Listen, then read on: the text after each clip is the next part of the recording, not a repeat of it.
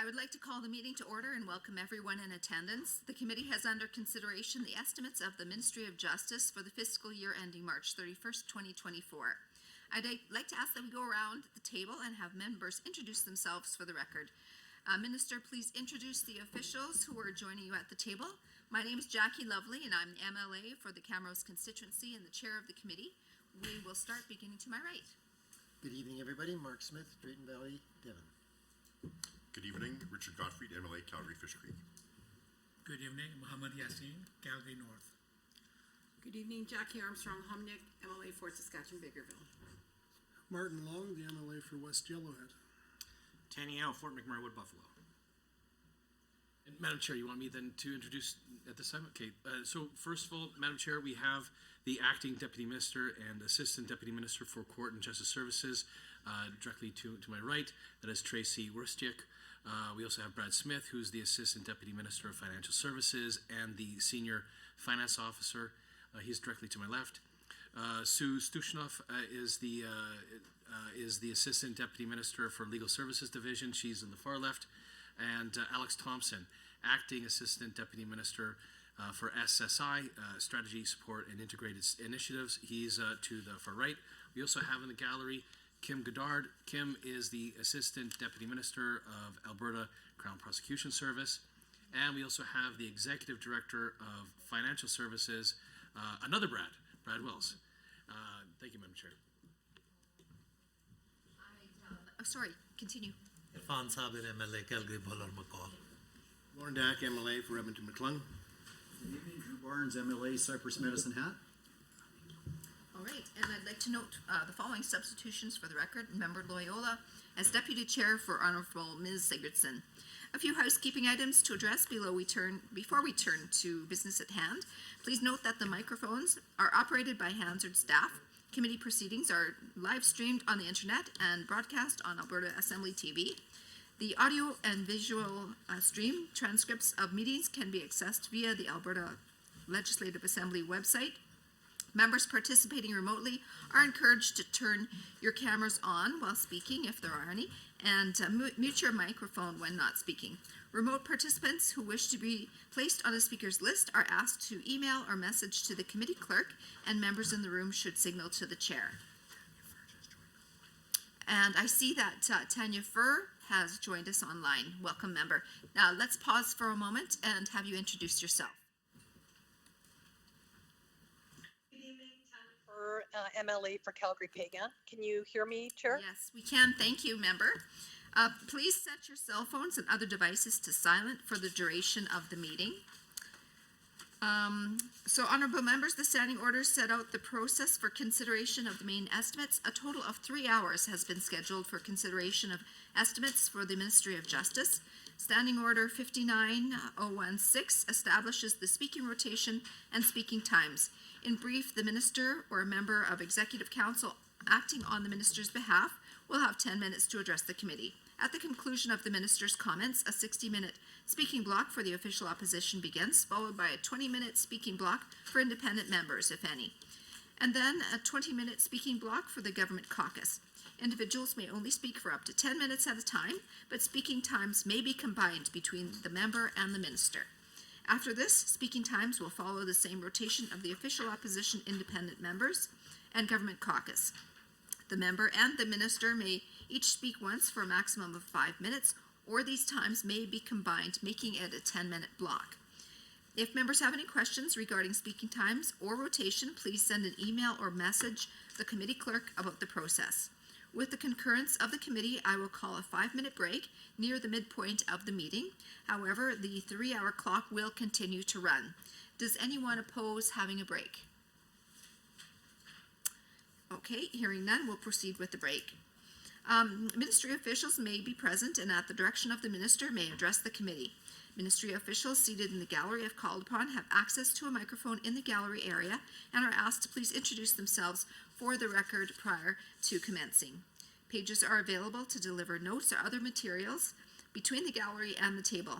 Attendees in the gallery may not approach the table. Space permitting, opposition caucus staff may sit at the table to assist their members. However, members have priority to sit at the table at all times.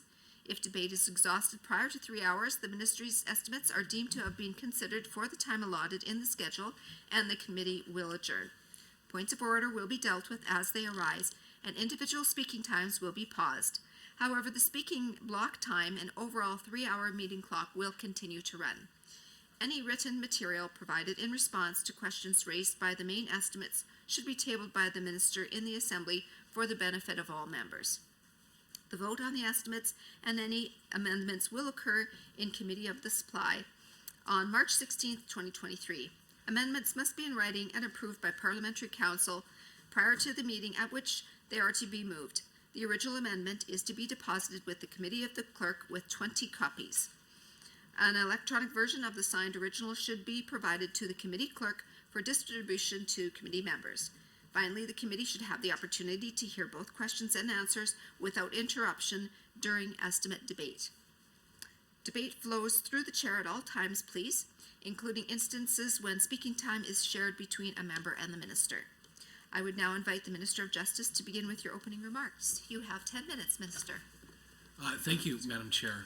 I'll begin by saying that this ministry's mandate is clear and focused. It aims to ensure that all Albertans have access to a fair, efficient, and innovative justice system. And we work alongside partners in law enforcement, in family justice, the judiciary, and many other groups.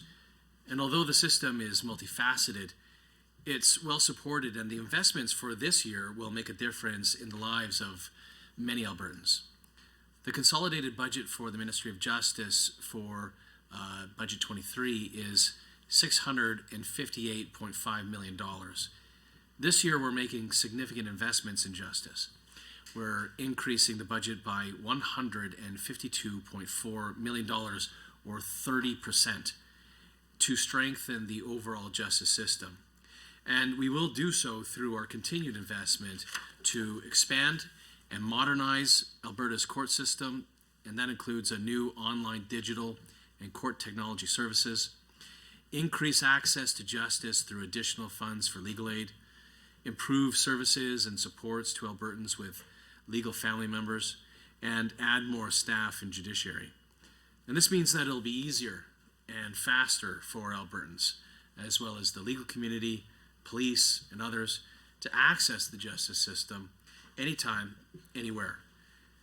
We'll also invest in infrastructure planning to new and existing buildings and provide timelier closure for grieving families. I'd now like to take a closer look at the budgets for some of our individual divisions in the Justice Ministry. So the total budget for Courts and Justice Services Division, that total budget is $260.4 million.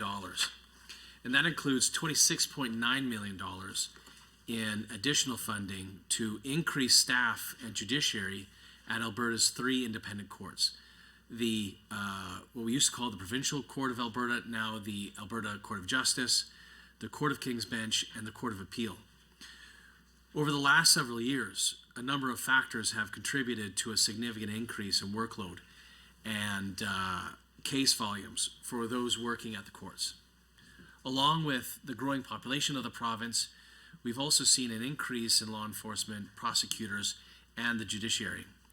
Courtroom time, complexity of matters, and an increase of self-represented litigants have also had an impact on workload and case volumes. This funding will address and provide solutions for these issues and many more. For example, Budget 23 provides funding for additional judicial appointments in the Provincial Court and the Court of King's Bench of Alberta, as well as for an increase in the number of court clerks. The role of the judicial clerk reflects the fair and equitable delivery of justice in Alberta, and this funding will enable us to hire over 140 court clerks in our courtrooms, process fines, and serve the public at our front counters in rural courthouses. We also have improved services and supports for families this year, which I know will make a difference to many Albertans facing the emotional stress of legal family matters. $5 million will go towards enhancing family resolution services, such as for pre-court assessment mediation, family court counselors, and parenting intervention programs. Whether going through the trauma of a divorce or dealing with the challenges surrounding child custody arrangements, these services will improve outcomes for and help Albertans that need support to address their legal family matters. Resolution services help mitigate backlogs in the justice system by allowing folks to resolve disputes outside the courts. On top of that, some of the increased funding will allow for reinvestment in services such as the contact center and to assist those experiencing family breakdown. Justice infrastructure is also high on our priority list. We want to make sure that buildings such as the courthouses meet the needs of our communities and that their designs are functional and serve those who use them. That's why we are investing a total of $4.8 million in capital funding for a range of studies for courthouses in Edmonton, Grand Prairie, and Sherwood Park. We're also planning for additional courtrooms at the Red Deer Justice Center. A wide range of technology upgrades will also continue to modernize Alberta's justice system.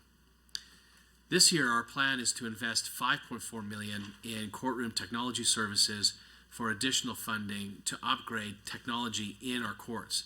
And that includes increasing the number of users who can access remote courts and increasing the capacity of the court's hardware to support the enhanced virtual appearances.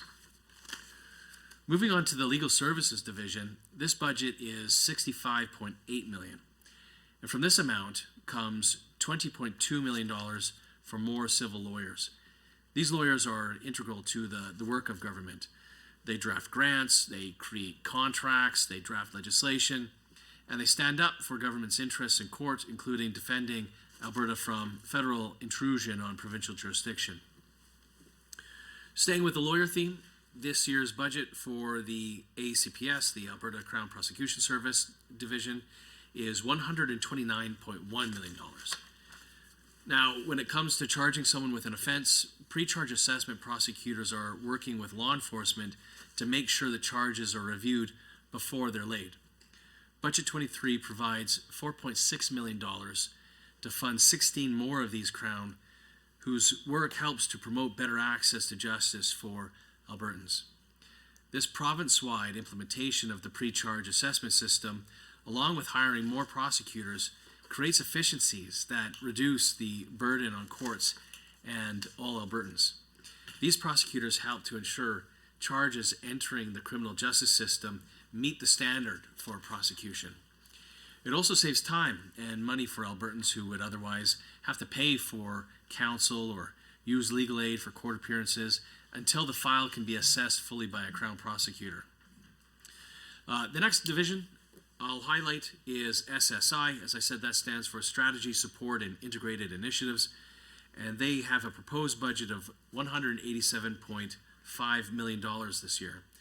Now, as a lawyer, I understand the vital role that a strong legal aid program plays in a justice system, and it's a priority for my ministry.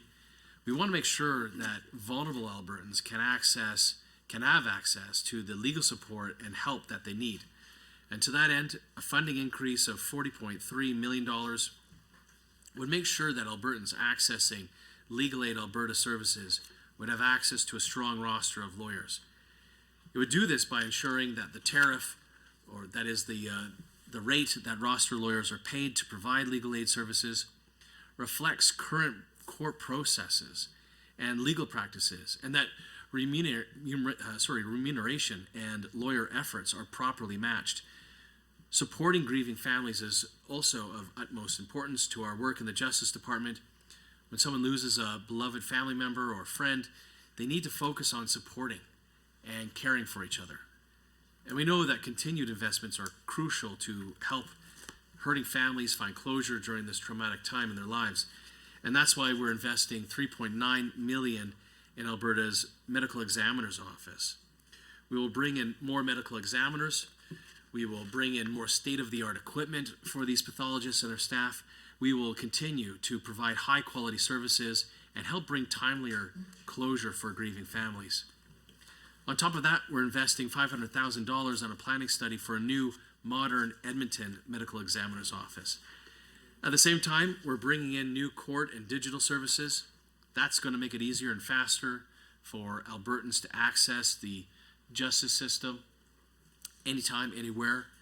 And to support this, the province is maintaining its $11 million investment in Justice Digital for the capital budget to help expand on existing and develop new online services. A variety of services will include virtual appearances, courtroom productivity, new digital applications, and new digital filing services. These enhancements will make the justice system more user-friendly and efficient for all Albertans. There's also ways in which we can keep Albertans safe, and this year we're continuing to do so by reducing wait times related to applications and transfers of legal firearms. With a funding increase of more than $7.4 million this year, the Chief Firearms Officer will be able to hire 40 new positions. And that means that the office will have more people here in Alberta to process more administrative tasks, such as license applications, transfers, range inspections, and authorizations to transport. Having more qualified, highly trained staff to complete these and other tasks in a timely manner will better serve law-abiding, responsible. Thank you, Madam Chair. Thank you, Minister. For the hour that follows, members of the official opposition and the Minister may speak. Honourable members, you will be able to see the timer for the speaking block both in the committee room and on Microsoft Teams. Members, would you like to combine your time with the Minister? Combined? Yes, Minister? It's okay with me. Block, if that's okay, Madam Chair. Thank you. So we'll go with the Minister's request block time then. Okay, so we have a 60-minute block for the official opposition. Please proceed. So we're not combining time, eh? Block, same as last time. Last year I think we did block as well. Thank you. Well, thank you, Chair. Pleasure to be here to discuss justice estimate, and thank you, Minister, and all your staff for being available here and for all the work you do. As you indicated on page 86 of your business plan 2023-26, and I quote, Ministry business plan should be considered in conjunction with all budget documents, including the fiscal plan, government strategic plan, and estimates, which work together to provide a complete overview of government's commitment to responsible fiscal management, end quote. I do have a fair bit of questions relating to all these documents and about some of the recent and concerning developments relating to your ministry. And if we're not combining time, so I will try to list my questions, and I hope that I will get answers to all of them. My first set of questions relates to Ministry's business plan. on page 85 of the business plan, it states, and I quote, "The Ministry of Justice helps ensure that all Albertans have access to a fair and accessible justice system where the rule of law is upheld and government undertakings are administered according to law." Question is that, would you agree that a fair justice system where the rule of law is upheld is one that is free from political interference? Yes or no? Second question. Last year it was discovered that former Justice Minister called the Edmonton police chief about his distracted driving ticket. An investigation was then conducted by Justice Adele Kent. The investigation concluded that the minister attempted to interfere in the justice system. This is an egregious act for a minister, especially for a justice minister. Do you think having the justice minister attempting to interfere in the administration of justice achieves your ministry's goal of maintaining a fair justice system that upholds the rule of law? Next set of questions relates to comments that Premier made, in particular speaking to reporters on January 12th. The Premier said she had asked Crown prosecutors about charges related to COVID-19 health violations. And I quote, "We do have an independent Justice Department and independent Crown prosecutors, and I have asked them to consider all charges under the lens of, is it in the public interest to pursue?" End quote. I ask them on a regular basis as new cases come out, is it in the public interest to pursue, and is there a reasonable likelihood of conviction? End quote. Premier made similar remarks in December in an interview with a far-right website about the Premier. Far-right website, Premier said, she continues to ask questions about whether the prosecution related to public health orders are in the public interest. I quote, Proceed. The honorable member from Crossway, the discussion is supposed to be about estimates, about the budget, about finances. The member across the way is talking about issues other than our financial situation. So I'd respectfully say that he can use his time to ask those questions, but I don't believe that the minister has to answer those questions. And I mean, that's it. Basically, it's 23B, speaks to matters other than the question under discussion. Okay, so member, thank you for that. It's, that would be classified then as a point of order. Sorry, point of order. And, thank you for that. I think, because this is block time, the member can ask whatever questions he would like to ask. And if it falls outside the purview of estimates, then how about we leave it to the minister to proceed with which parts he would then answer? Does that seem fair? Let's go with that. It's not point of order. I can ask about business plan. I quoted the exact line from the business plan about a fair justice system where rule of law is upheld. And I'm asking question about rule of law, which is squarely within, I guess, the purview of Justice Minister. I don't think it's a point of order. Okay. So thank you so much, both members. So I am going to just ask that we, for the purpose of our discussion tonight, that we do have limited time, and that in order to proceed, just ask all meeting participants to keep their questions and responses concise and to the topic of hand. I was about to quote Premier. I put it to the prosecutors, and I have asked them to do a review of the cases with two things in mind. So the question I have is this: the Premier should never be speaking to Crown prosecutors and trying to direct them. This is clearly political interference and goes directly against your ministry's goal of a fair justice system and upholding the rule of law. I have previously written to you requesting an investigation into this matter, but I have not heard back. Will there be an independent investigation into the interference in the justice system by the Premier, like the one conducted regarding former Minister of Justice interference in the justice system? Next question I have is that it's about the same topic, rule of law and independence of our Crown Prosecution Office. When the Premier was asked about her comments regarding to Crown prosecutors, she then claimed she spoke to Attorney General and Deputy Attorney General. And by the way, Deputy Attorney General is also entitled to the same independence as Crown prosecutors. For the Premier to speak to the Deputy Attorney General still constitutes political interference. And if you recall, this is a similar matter to the SNC Lavalin scandal where the Prime Minister spoke to the Attorney General about an ongoing case. This led to public hearing and an investigation by the Ethics Commissioner.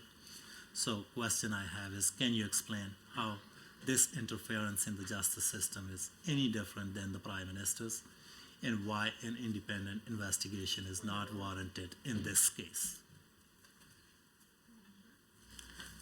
Thank you, Madam Chair. I would speak to 23B, speaks to matters other than the question under discussion, a motion rather a question under discussion. I'd sure appreciate if the member across the aisle could explain to us where exactly in this budget estimates document that you're referring to. It seems to me that you're going way off base here. Could you explain more clearly to this committee how the questions that you're asking tonight deal with the ministry plan? Could you point it out to us? Could you read from it for us, please? Through the chair, first help me understand why you think a question about independence of judicial system and political interference into it is way off. Help me understand that. Madam Chair, I'm not here to be asked questions by the You raised the opposition. point of order. Sorry, pointing- member, please through the chair. Yeah, member raised the point of order Okay. and All right, asking me to explain. Thank you. So I've heard from both of you. Thank you so much. We have, looks like how much time in this? The members, the block is 50 minutes. 51 minutes. Member has 5 minutes left. So, member, if you could please ask questions as it relates to estimates, that will help us move along. Chair, I'm asking questions about what's in the What business. page number? If you can business- refer to the bus- page numbers, that would business be plan. most helpful. Page 85. Page 85 of the estimates, and the second line says that honesty is all about having a fair justice system that upholds the rule of law. So I'm asking about justice system, about rule of law, and about the developments that happened recently in Justice Ministry. These questions are all about independence of our judicial system, independence of our prosecution branch. If we could just pause for a minute, I'd like to just do a brief consultation, if you all don't mind. One moment.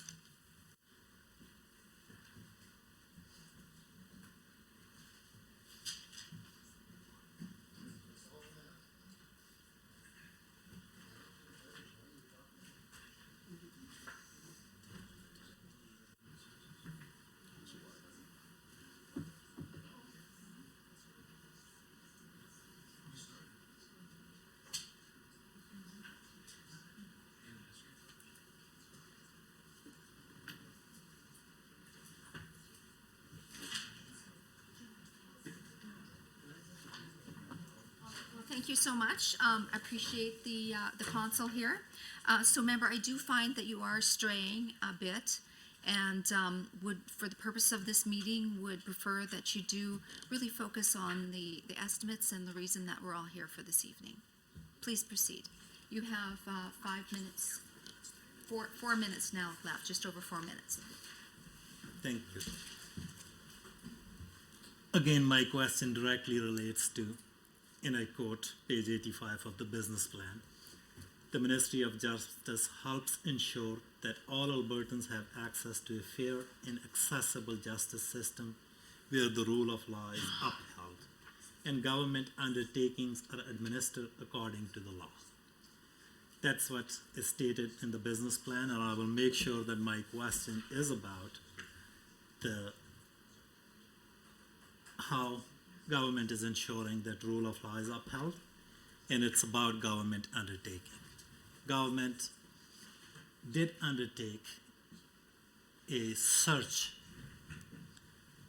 about emails relating to this issue, and minister's own press staff claimed that some deleted emails are retained for 60 days, which means the email search that Justice Ministry conducted would only go back to November 22, 2022. Even if this is the case, it leaves out the first 6 weeks since the Premier was elected. When asked to clarify if the search went back to November 2022, Minister, your press staff refused to answer and only referred media to the initial statement claiming that the search only went back to December 2022.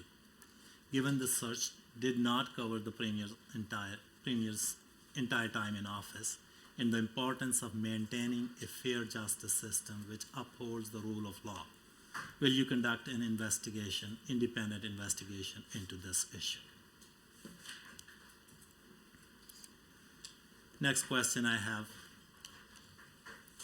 Minister, are you satisfied with the state of rule of law in this province? And if not, what you intend to do differently to uphold the rule of law and to ensure government undertakings are administered according to the law? Point of order. Go ahead, member. I bring to the chair's attention 23B. I'm really having a struggling here with the members opposite's questions.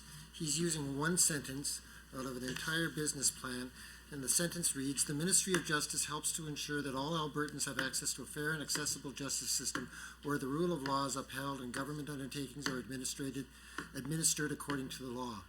And then it continues, "Working alongside partners in the judiciary, law enforcement, and public safety and health, the ministry provides programs and services that ensure access to justice and support the needs of Albertans involved in the justice system." Madam Chair, the questions that he's got, he has picked one sentence and taken it out of the context of the business plan. The questions that he's asking are not devoted to the budget and the estimates. He's trying to rehash arguments that they brought up in the House that have nothing to do with this budget plan. I would ask for you to rule on that, please. Thank you so much, member. Please proceed. Again, Madam Chair, I submit that it's not a point of order.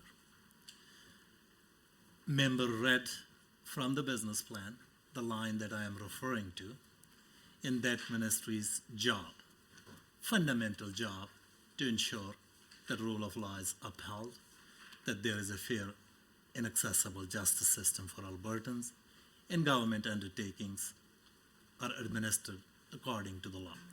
And then it goes into other programs, which I will certainly ask questions about, but I was asking a question about a fundamental principle that's stated in the business plan, and that what ministry is there for. So I don't think it's a point of order.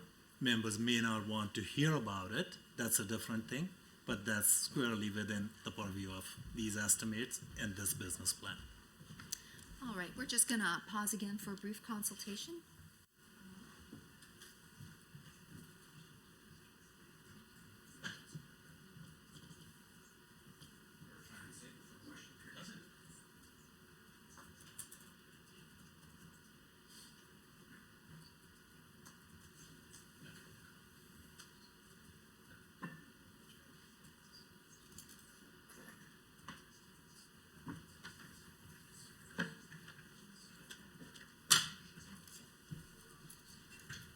Thank you so much, Council. I just will say then, honorable member, please, if we could really focus your questions. You've only got a very limited time left.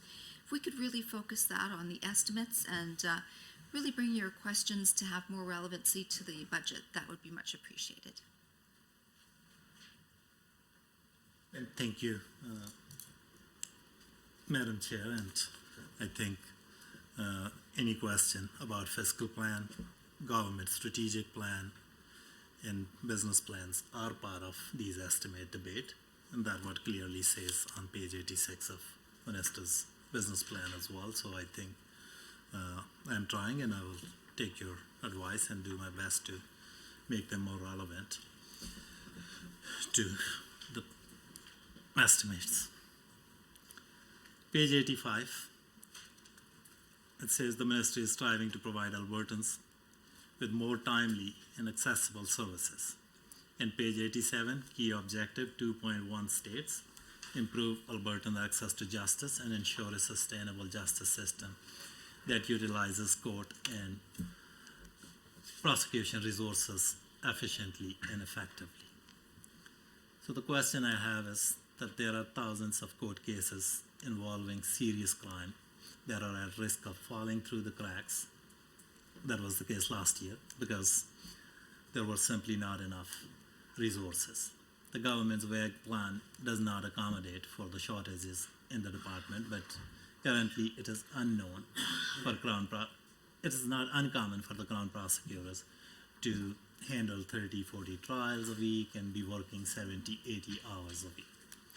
So I would like you to speak about the status of Jordan delays and specific steps that you're taking to address those delays.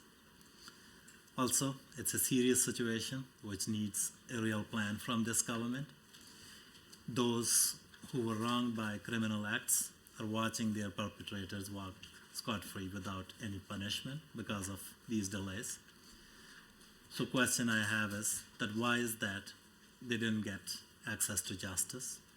They didn't have their day in court?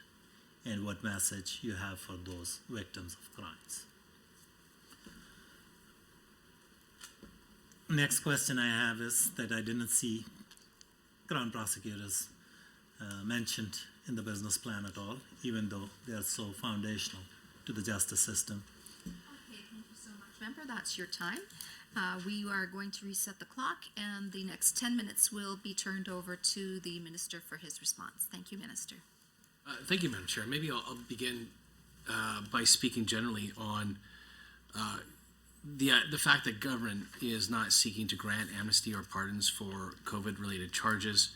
I'll also speak generally to be able to answer the first series of questions from the member by pointing out that the Office of the Attorney General, it has a very unique independence and neutrality in our parliamentary democracy. And this is something that we've inherited from the United Kingdom. It took until 1951 for it to be articulated by Lord Shawcross, as he later became known as, but this is part of the unwritten constitution that we inherited from the United Kingdom. And it's a very special and unique role that the Attorney General has. And then the prosecutors themselves have a unique independence and neutrality from the Attorney General himself or herself as well. And that is something that has been upheld. It's been my commitment to the civil service that independence, neutrality will be upheld.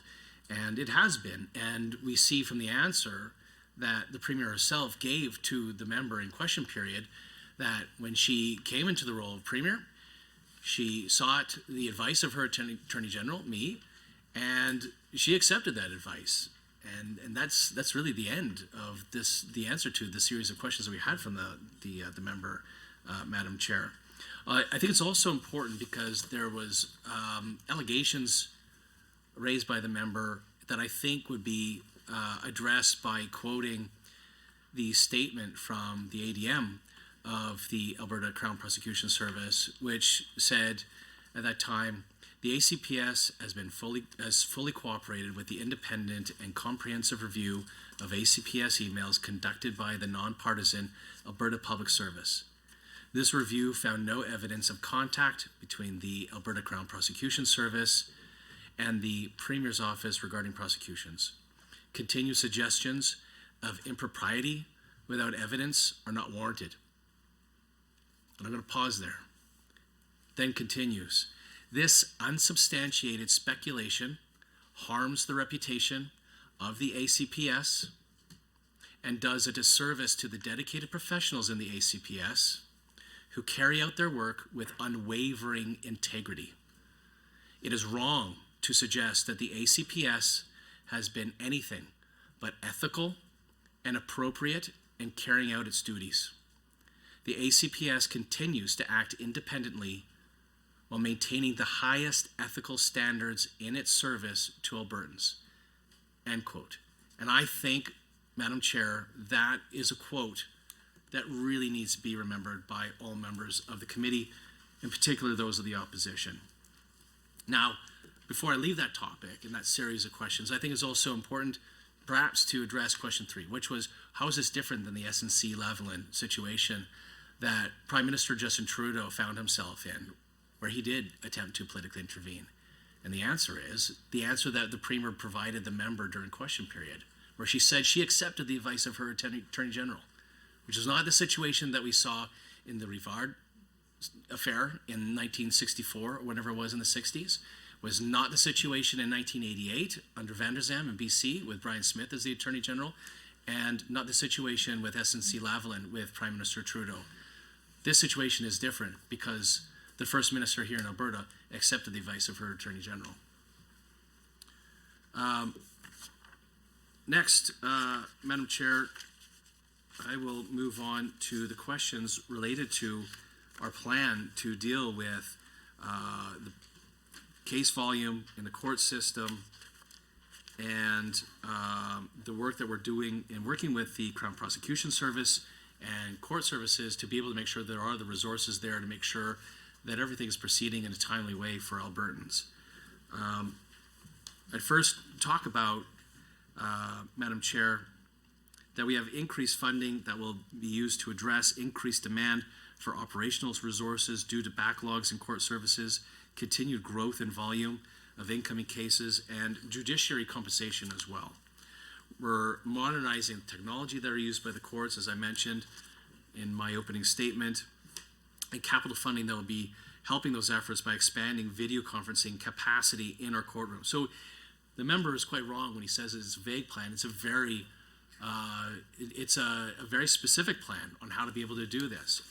I also, in my opening comments, talked a little bit about pre-charge assessment and the work that we're doing in Budget 23 to be able to expand the pilot project to the whole province, to be able to deal with those volumes that we know that when something is proceeding to court, it has already had the advice of one of those 16 additional prosecutors who are doing going to be doing pre-charge assessment, in being able to provide that advice when they work with law enforcement. We've also seen a significant increase between 2019 under previous government and now with the number of prosecutors that we have in the system. It's 53 additional prosecutors that we have. As well, with the work that we did in the last year, Madam Chair, in working with ACA, the Alberta Crown Association of Alberta, ACA, forget it. Now I'm drawing a blank. Alberta Crown, working with the Crown Prosecution Service and their association to be able to provide them with the supports that they need, but also dealing with some compensation issues when they pointed out that there was a differential between Alberta and other jurisdictions. And we had a turnover rate that was significant, actually for a very significant period of time. And vacancy rates for prosecutors has varied between 8, 11, 12% in the last, at least 7 years. This is the lowest now that we've seen in the vacancy rate for prosecutors because of the work that we did in working with the prosecution service and those prosecutors. Getting it down, when we last checked it in February, as low as 4.2%. And that's helping us, being able to work with the civil service to address systemic issues that we saw under previous governments, to be able to make sure that we had the resources in the prosecution service and in the courts to make sure that we are addressing court volumes.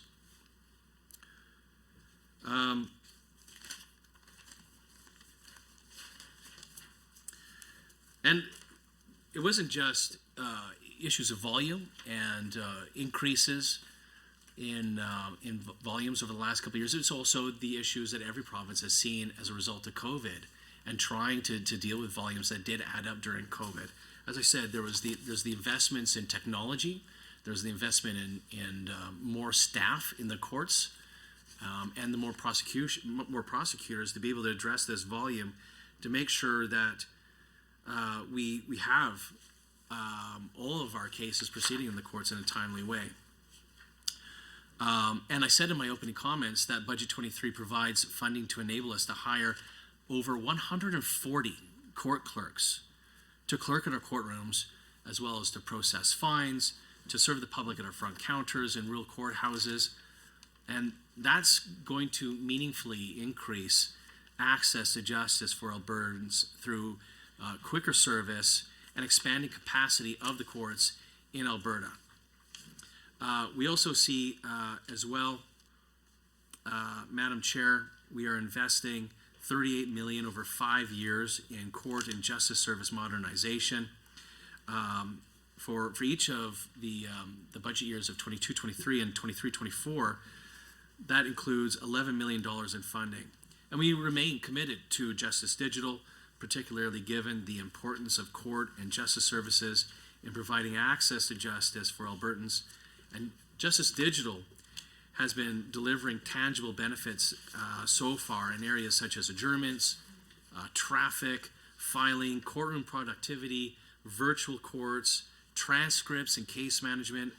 Among the benefits include new online services for staff, the judiciary, justice system stakeholders and Albertans, but also adaptive tools and responsive solutions to be able to address rising caseloads. And modernizing the justice system, shifting from paper-based systems that are, quite frankly, Dickensian, as the Chief Judge described it to me, to digital solutions. And with a further $5.5 million investment in 23-24, that's going to work to continue to modernize outdated processes and technology with a particular focus on digital filing and virtual courts. But as well, resolving court matters in a timely manner is addressed in other ways as well. We're going to continue to focus on making sure that the courts... Thank you so much, Minister. That's your time. We're going to flip back to the official opposition to continue on with your allotted time. Thank you, Madam Chair. Just a follow-up around the advice you provided to the Premier. I think it was Premier's own words in December and then on January 12th that she has talked to Crown prosecutors. Nobody is making it up. It's a matter of public record. So I would suggest that you may want to look at it again. The next question I have is about the process for recruitment and retention of Crown prosecutors. Can you speak generally about it? And then I also note that Justice plans on adding 363 new employees, full-time employee note. Where are they being recruited for? If you can provide a breakdown for that. Page 85, and I quote, the use of technology including virtual courts, digital filings, and adjournment is improving the efficiency and effectiveness of justice system, which is a good thing. Alberta Justice will continue to invest in that. So in this regard, I think it's a good thing that if we can use technology to make our system more effective, but I do want to know that how it impacts self-represented individuals, those without access to internet or technology, and what specific steps are you taking to address that. Page 85 again. It says that the department will, and I quote, publish legislation to protect Albertans from intrusive federal policies that infringe upon the province's sovereignty under Canada's constitution. And further adds that it will also advance work to constitutionally entrench the protection of property rights. So, which legislation or steps we are talking about? Can you expand on it? And also, what do you mean by sovereignty under Canada's constitution? Alberta is a province like any other province. Page 87, outcome 1.3.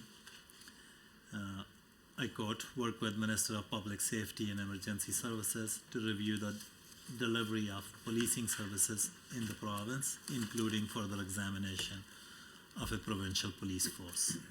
So what's the nature of your involvement, Justice Department's involvement in this work, and what's the progress so far on it? Page 85 mentions that the government plans continuing the examination of Alberta Provincial Police Force. It is known to us that majority of Albertans are not interested in the provincial police force and do not want to transition away from local RCMP detachment. I understand that it has been moved to public safety, but since your business plan states that you're working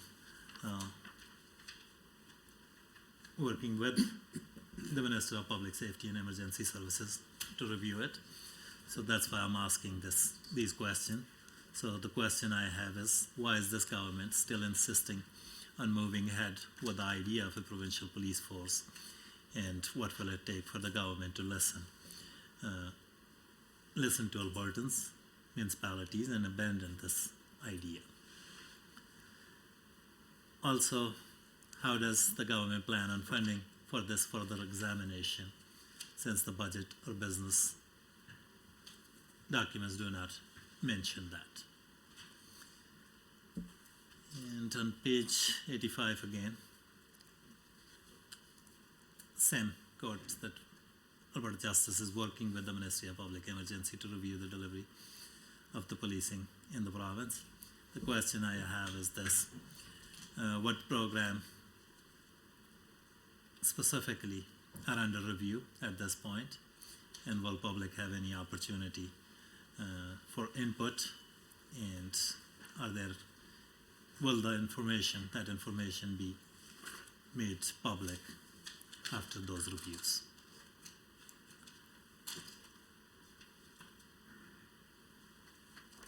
Page 87, under Initiative Supporting Key Objectives. In 2023-24, the ministry will invest over $8 million to support the Alberta Chief Firearm Office goal of keeping communities safe, which includes advocating for federal legislation that supports law-abiding firearm owners. Question I have is this: Calgary has seen over 100 shootings involving guns last year. So what about the proliferation of guns onto our streets? And what's your department doing specifically about that?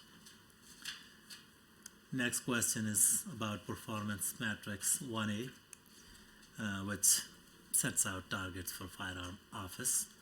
But do you think giving more gun licenses protects Albertans' freedom and interests, as mentioned in your business plan, since your government has now started measuring freedoms as well?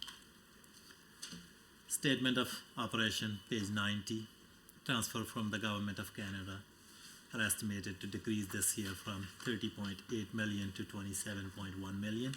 So what's the reason for that decrease? Same page 90. Ministry Sports Services has increased from 7.6 million to 9.1 million. Your ministry is now smaller, so what's the reason for that increase? That's page 90, Ministry Sports Services. That's why I thought the back and forth would have been better.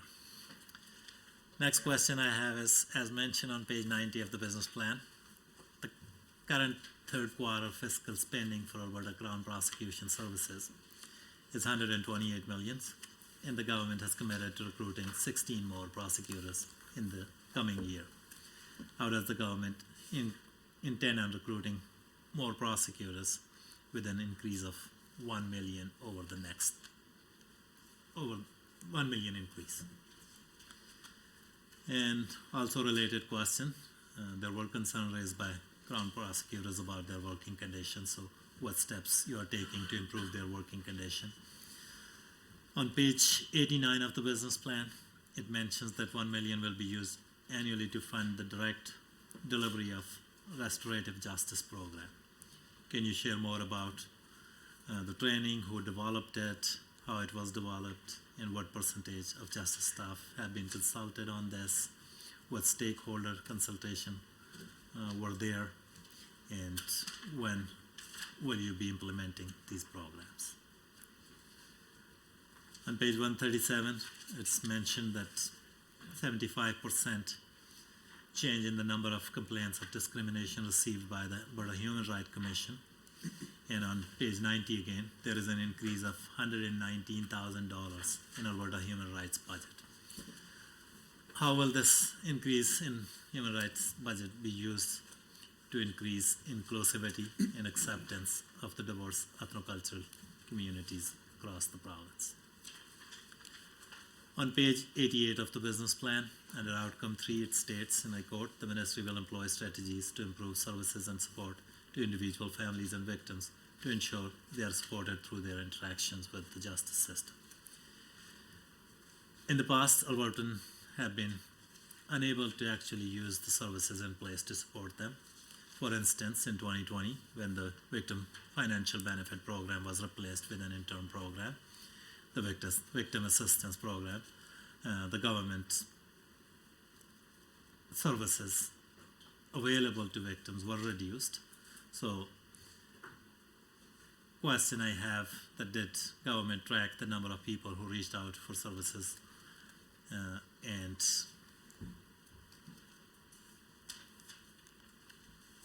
number of people who reached out and were not able to avail those services because of government shifting delivery models.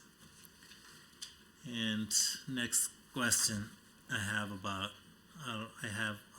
relating to Government of Alberta Strategic Plan. Page 24 of the plan talks about implementing a pre-charge assessment and says that it will reduce the number of cases entering the court system. So, although you talked about it in your opening remarks, but I would still want you to expand on it, that whether it's to manage pressures on court and what will be considered a viable matter. Thank you so much, Honourable Member. That's your time, and now we'll go back over to the Minister. Please proceed. Thank you, Madam Chair. So first, I think we were talking about the staffing of Crown prosecutors, and I got one number wrong in my previous set of answers. So we have made good on our commitment to add 50 new Crown prosecutor positions by 22-23, and as of December 31st of last year, there's actually 55 more trial prosecutors working for the ACPS than did at the end of previous government's term. And we continue to work to fill those vacancies as they arise. We think that hiring more Crown prosecutors is essential to addressing increasing caseloads and ensuring that viable cases can proceed. Work continues to be done to fill existing vacancies, and we've also been having ongoing job competitions and increase the size of our articling program to ultimately grow the ranks of the ACPS. We lifted the salary freeze, and that was part of the way in which we were able to address recruitment and retention challenges. And as I said, when we last checked in February, that had dropped to 4.2, the lowest that any of us here at this table can remember it being that low. As I said before, in particular under previous government, it had been much higher than that. There's a question about the ways in which technology will be able to assist those who are self-represented. And I'm going to impose on, is that all right, Tracy, to impose on you? So, Acting Deputy Minister, if you could help to speak to the ways in which that's going to address those who are self-represented litigants. Thank you. Yes, so the There's been a big investment in Justice Digital, $11 million to deliver newer enhanced online services, and a lot of those are focused on self-represented litigants to ensure that they too have access to our justice system. An example of some of the items that would be underway to assist our self-represented litigants would include our civil filing digital services, which enables documents of any type to be filed with our King's Bench. Also, our King's Bench Surrogate Court is expanding its functionalities, and our self-represented litigants would be able to access those online services. Also, work has commenced on our provincial court family filing to build service to support self-represented litigants once again, to help them when it comes to accessing the courts, and with family law applications. So there's a lot of work underway in our digital services that are supporting self-represented litigants. Thank you, Acting Deputy. I'm going to jump to, I think it was question 6, which had to do with the increase in the Ministry Support Service budget, but also to speak to the first question related to the breakdown in FTEs for that first question. And so, ADM Smith, if you don't mind speaking to those questions while I give you the floor. Thank you, Minister. Through the Chair, Brad Smith, ADM of Financial Services and SFO. The member asked regarding the increase in full-time equivalents for the Ministry of Justice that is shown in Schedule 22 on page 161 of the fiscal plan. And yes, it is a 363 FTE increase. And generally, I'll just skip through the increases by division. So the Court and Justice Services Division, 133 increase for Business and Resolution Services. Both the Alberta Court of Justice and the Alberta Court of King's Bench are seeing increases of 23 and 24 respectively. Legal Services, the Civil Law Area, 65 increase. Legislative Counsel Office, 29 increase. The Alberta Crown Prosecution Services is seeing a 57 increase. And the Strategy, Support and Integrated Initiatives area is seeing a 30 increase. That generally gives you a breakdown of that 363 FTE increase. Thank you, Chair. Oh, is it? And the other question? Yeah, the other question, if you don't mind, just while you're speaking. Member asked a question about the increase in ministry support services in the government estimates. And overall, Program 1, Ministry Support Services, is going up by about $1.5 million. There is no increase in element 1.1, the Minister's Office. There is no increase in element 1.2, the Deputy Minister's Office. The increase of 1.5 is within Financial Services, element 1.3, and that is due to the transfer of the witness fine processing from the Alberta Crown Prosecution Services to the Financial Services Division. It was transferred to Financial Services simply to achieve efficiencies, as it is primarily a financial function. Thank you. Thank you. For the third question, I'm going to ask the member to repeat that question, Madam Chair. This was related to property rights, so perhaps if you could ask that question again, as I may not have understood what that question was meant to be. Regarding the continued investigation of Alberta Alberta Police Service, the first part of my answer would be to remind everyone that, because I think I hear a lot of folks using the phrase Alberta Police Force. It's really important to remember that police service is actually the correct terminology, because it would be a service that falls under the Police Act here in Alberta, as opposed to a paramilitary force, which admittedly the RCMP is. And those are two different models of a policing agency to be deployed out into the community to protect our communities, and they're very different models on how to best police a community. Second, I point out that, as has been said by the Minister of PCIS, Minister Ellis, that we are not proceeding But that doesn't mean that we have to stop looking at the question, Madam Chair. And I think that's what keeps on being missed by our friends opposite, is that they're expecting this conversation to end. Or here's the surprising thing for me when it comes to this issue, is that they want this to be a partisan issue, but it's not. We see the NDP in British Columbia, and not even just the government, NDP in British Columbia looking at a police service in BC to replace contract policing with the RCMP. But we see an all-party committee of NDP, Greens, and Liberals coming out with a report recommending and getting out of contract policing.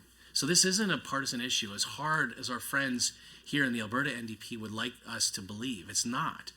We see Saskatchewan looking at getting out of contract policing, New Brunswick, Nova Scotia. I think everybody other than Manitoba is investigating this, and it's also something that the federal government has said before. They want out of the liability of the subsidy for contract policing, and they want police services to be implemented in the provinces. They wanted this actually when we began negotiating the current PPSA, the Provincial Policing Services Agreement, and those conversations began in 2007 before it was executed in 2012. And the reason is because if we look at the last 10 years, the core function of the RCMP in doing federal policing, the number of officers doing federal policing has decreased by 30%. Because, and that's part of the frustrations with the federal government, because federal policing and that role with the RCMP is being distracted by contract policing. So the federal government has said privately, actually, that they would want to encourage, and we should be expecting that. We have 10 years left in this PPSA, maybe 9 years now, before the PPSA terminates. We'll begin conversations again to begin negotiating the next PPSA in about 4 or 5 years. And every province should be expecting to be ready to have the federal government saying no more for the subsidy for contract policing, and that they want the RCMP to focus on federal policing role and not provincial policing. For us to not be prepared, that'd be taking us back to the way it was in 1917 when the Northwest Mounted Police pulled up and left the prairies. And we had a very short period of time to establish a police service for Alberta at that time. I don't think that's in the best interest of Albertans for us to not be prepared. And the conversation, as I said, we are not proceeding with a provincial police service at this time in Alberta, but that doesn't make the conversation go away. We're going to continue to, sorry, Madam Chair, your light turned on. Thank you so much, Minister. Appreciate the answers. Now we'll go back over to the official opposition. Please proceed with your final block. Thank you. I think I was asking about that pre-charge assessment process. So the question I have is that if this is all charges that seem hard to implement, are they going to have someone on call all night and weekends? Like, how this will be operationalized? What does this look like in practice, and what's the cost of implementing this program? And I think you mentioned, Minister mentioned, that there will be 16 more crown, and in that full-time equivalent breakdown, Deputy provided that there will be 57 staff to Alberta Crown Prosecutor Services. So will there be a different unit set up with a Crown available that is that the arresting officer can consult with? And essentially I'm asking that what will it look like in practice? Moving on to justice estimate, page 9 of budget 2023 estimate under capital investment, less 17.8 million for justice. Can you provide details what it will be spent on? Court and Justice Services, page 150, line 2.1. It was budgeted for 32 million forecasts has gone up to 40 million, and now it's increased to 48 million. What's the reason for this increase, and what information and education services are included in it? Page 150, line 2.2, there is a slight increase for family support oral services. So question I have is, are we seeing increasing caseload there? They tend to be more self-represented individual in court. So is this going to address this issue to improve access to justice? Regarding maintenance enforcement, what's the workload like? How many employees are there now? Has the caseload per person increased? If so, how are you addressing that? Because I also hear that there are delays for the clients to get in touch with MAP program to simply register their support orders. Next question I have is that what's the caseload like for child support? And is there any increase in delays of payments? Is there an increase in the financial amount outstanding? Page 150, line 2.3, 2.4, 2.5 all relate to judiciary. There is an increase, and I believe that you explained that there will be 140 more clerks that will be included. If that's the case, you can explain a little bit why we need that many clerks and what other positions will be funded through these increases. With respect to legal services, page 150, line 3.1, there is a substantial increase from 40 million to 57 million. So question I have is your department involved in providing legal advice more often, or is government involved in more cases now? And is there any outsourcing of legal work, like in relation to the cases that government is involved in, and what's the cost for that? Crown prosecution services, they play certainly an important role in our justice system, and they must remain independent. And again, I asked these questions before. We'll ask again that what assurance can you give Albertan that Crown Prosecutor Office remains independent of any political interference? Because we have Premier's comment on record to have talked to them twice. What's the status of vacant possession? I think you addressed it. With respect to Jordan delays, there was also a strike by a defense lawyer over inadequate legal aid funding and cuts. How that strike impacted delays in our courts, how many cases were stayed or charges withdrawn due to the strike, was access to justice interrupted as a result of that strike, and how do we quantify that, and the impact of the charges stayed withdrawn on the complainants who often waited years to seek answer from the court. How many cases are there which are past 18 months or 30-month timeline set by the Jordan decision, and therefore eligible to make Jordan application and at risk of being thrown out? Line 4.2 that provides for commercial organized and internet crime. There is a slight decrease. What's the reason for that?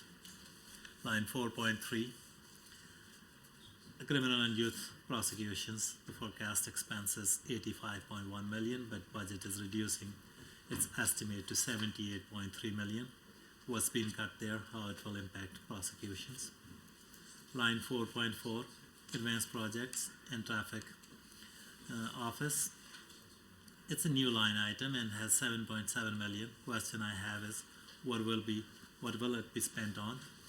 And also, you reverse the changes you made to traffic courts. Why we need it now? And another related question is that there used to be Crown prosecutors at the first appearance for traffic matters, who the client would talk to resolve the matter. This your government got rid of. when you implemented the online traffic system. And now that you have reversed that change, the crowns are no longer there. How come? And I'm thinking that you reverse all those changes. Strategy, support, and integrated initiatives, line 5.1. What agencies are included in it? Where can I find information for all of them? Line 5.2.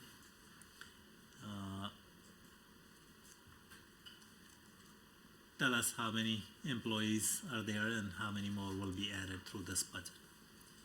5.3, there is an increase, and I believe you mentioned that it is for a new office in Edmonton. Can you explain a little bit more that increase?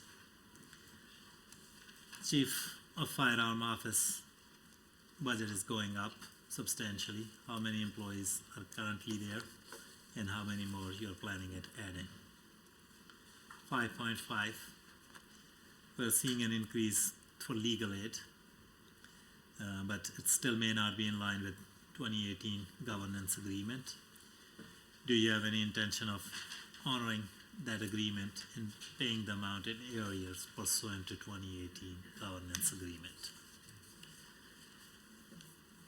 Will the eligibility for legal aid change? Are there any plans?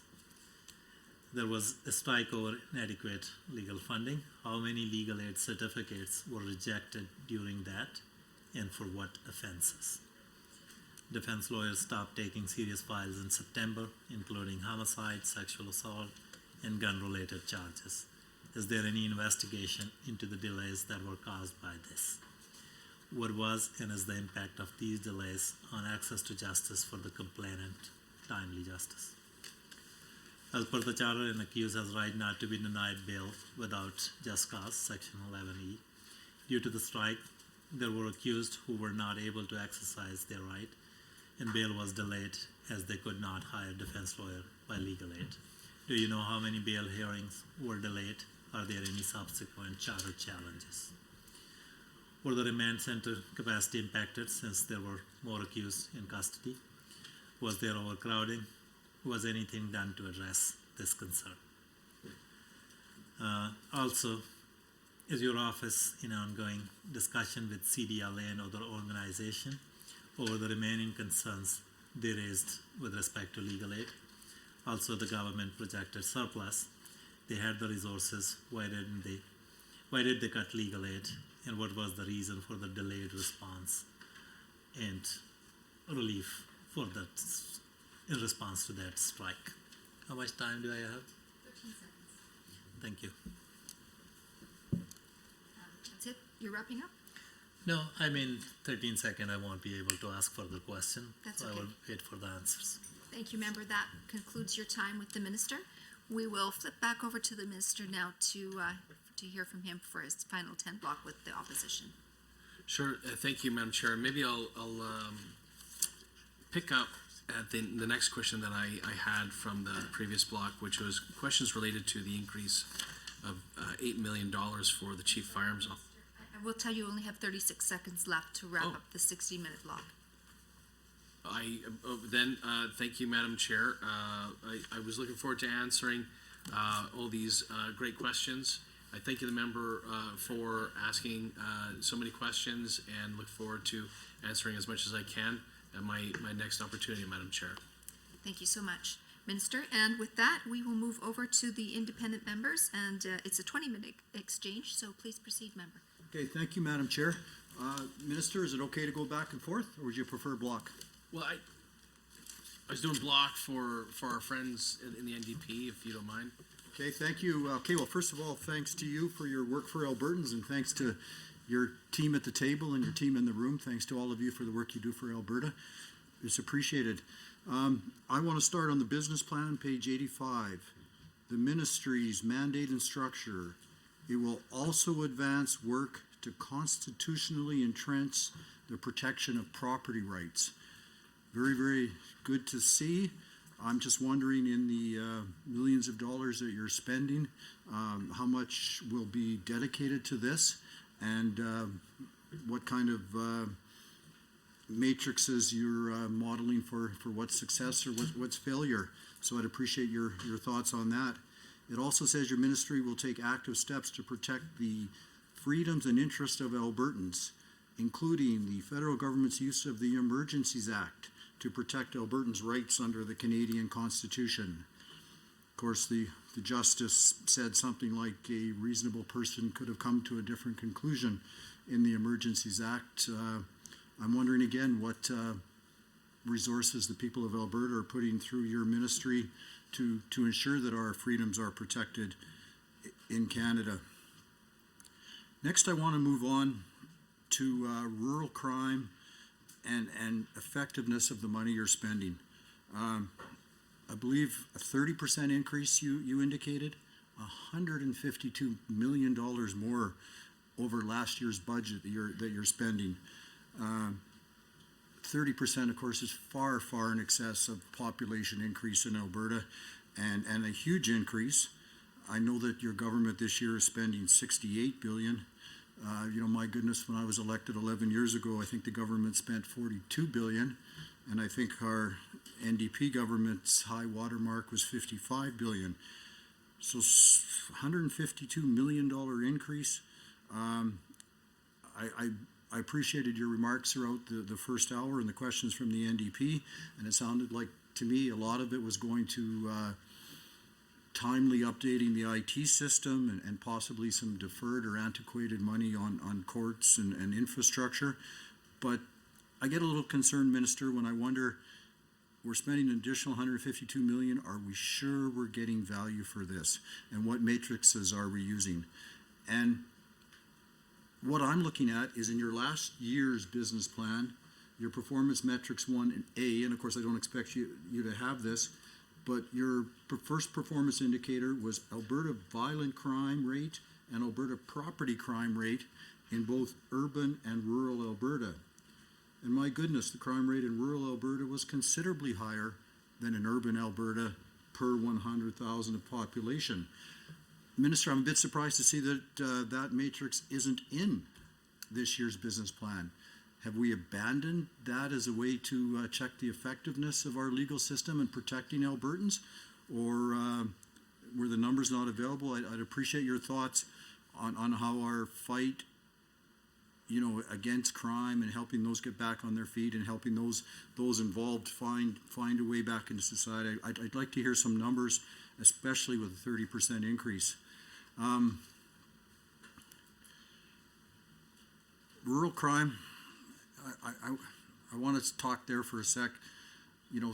Sometimes in our rural counties, areas 300 miles by 400 miles, there'll only be one or two RCMP cars out covering the whole district. Absolutely impossible to get 3 or 4 hours away in a timely basis, especially when hardworking police personnel are working very, very hard. So it's one of the things that we need a strong performance matrix for. I do appreciate your answers about the police service, and I want to focus on that for a second. I see that again on page 85 under the ministry mandate and structure, further examination of the Alberta Police Service. Minister, I want to suggest to you there's a bit of a disconnect. When I talk to rural Albertans, to a man and a woman, they sure appreciate the work that RCMP individual officers do, but they know that the system is broken. They know that rural crime has increased dramatically. They know that often it's hard to make accountability stick, and they're in favor. They're in favor of looking at different ways to protect them and their families, including an Alberta Police Service. I will say that it seems like municipal politicians maybe feel not as strong that way, but I wonder, Minister, if they're concerned about the cost. And of course, a good local politician, a good politician should be concerned about what they're going to have to do about the cost. So, Minister, if you could take a few seconds and talk about what your government will do to ensure that the hardship on municipalities, if we do change, won't be too severe. So thank you for that.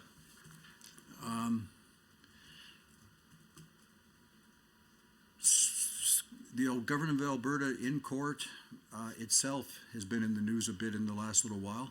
And Minister, I'm wondering if you have any numbers on how many court cases, how many civil court cases in particular, the government of Alberta is currently involved in, and how much is budgeted for court cases on behalf of the government of Alberta and Alberta personnel and politicians, and where I would find that number here. Thank you. In our fall session, the newly established Bill 6, the Police Review Commission, having Edmonton, having the provincial government reach into local police commissions and have involvement. There was a lot of pros and cons discussed about the need or the effectiveness of that. But I'm sorry, Minister, I don't see in the estimates where the costs are highlighted for what Bill 6, the Police Review Commission, are going to cost the taxpayer of Alberta. So if you could discuss that, I would appreciate it. Crown prosecutors for Alberta Appeal Court and for the King's Bench Court, I sure appreciate your answers. I sure appreciate that I believe the number was 55 new Crown prosecutors and some new hirings for those judiciary positions. Absolutely, that was one of the bottlenecks where, too often time was delayed and too often justice was delayed. So I'd like to hear you speak about two things, though. 55 new ones, is there are payments to these professionals and these hard workers, are we in the ballpark with other provinces? Are we in the ballpark with other jurisdictions? Are we treating them fair? But especially, Minister, I'm wondering about making sure that we get them out to mid-size urban communities and rural Alberta. And I mean, again, I heard some things about some online justice opportunities. If you take 20 or 30 seconds to talk about that a bit more, I'd appreciate it, because I do know in large parts of rural Alberta where internet is still a huge problem after all these years, access to the justice system is as big a problem or bigger. Okay, and I think my last question, in your ministry business plan, 2023-24 on page 90, we see the Ministry of Justice, you're collecting $27 million in federal transfers. You had budgeted or asked for more, I'm supposing. Please, Minister, can you tell me what this money is being used for? Is there some disagreement with Ottawa as to what is Alberta's fair share, or as to what the focus of this money should be? And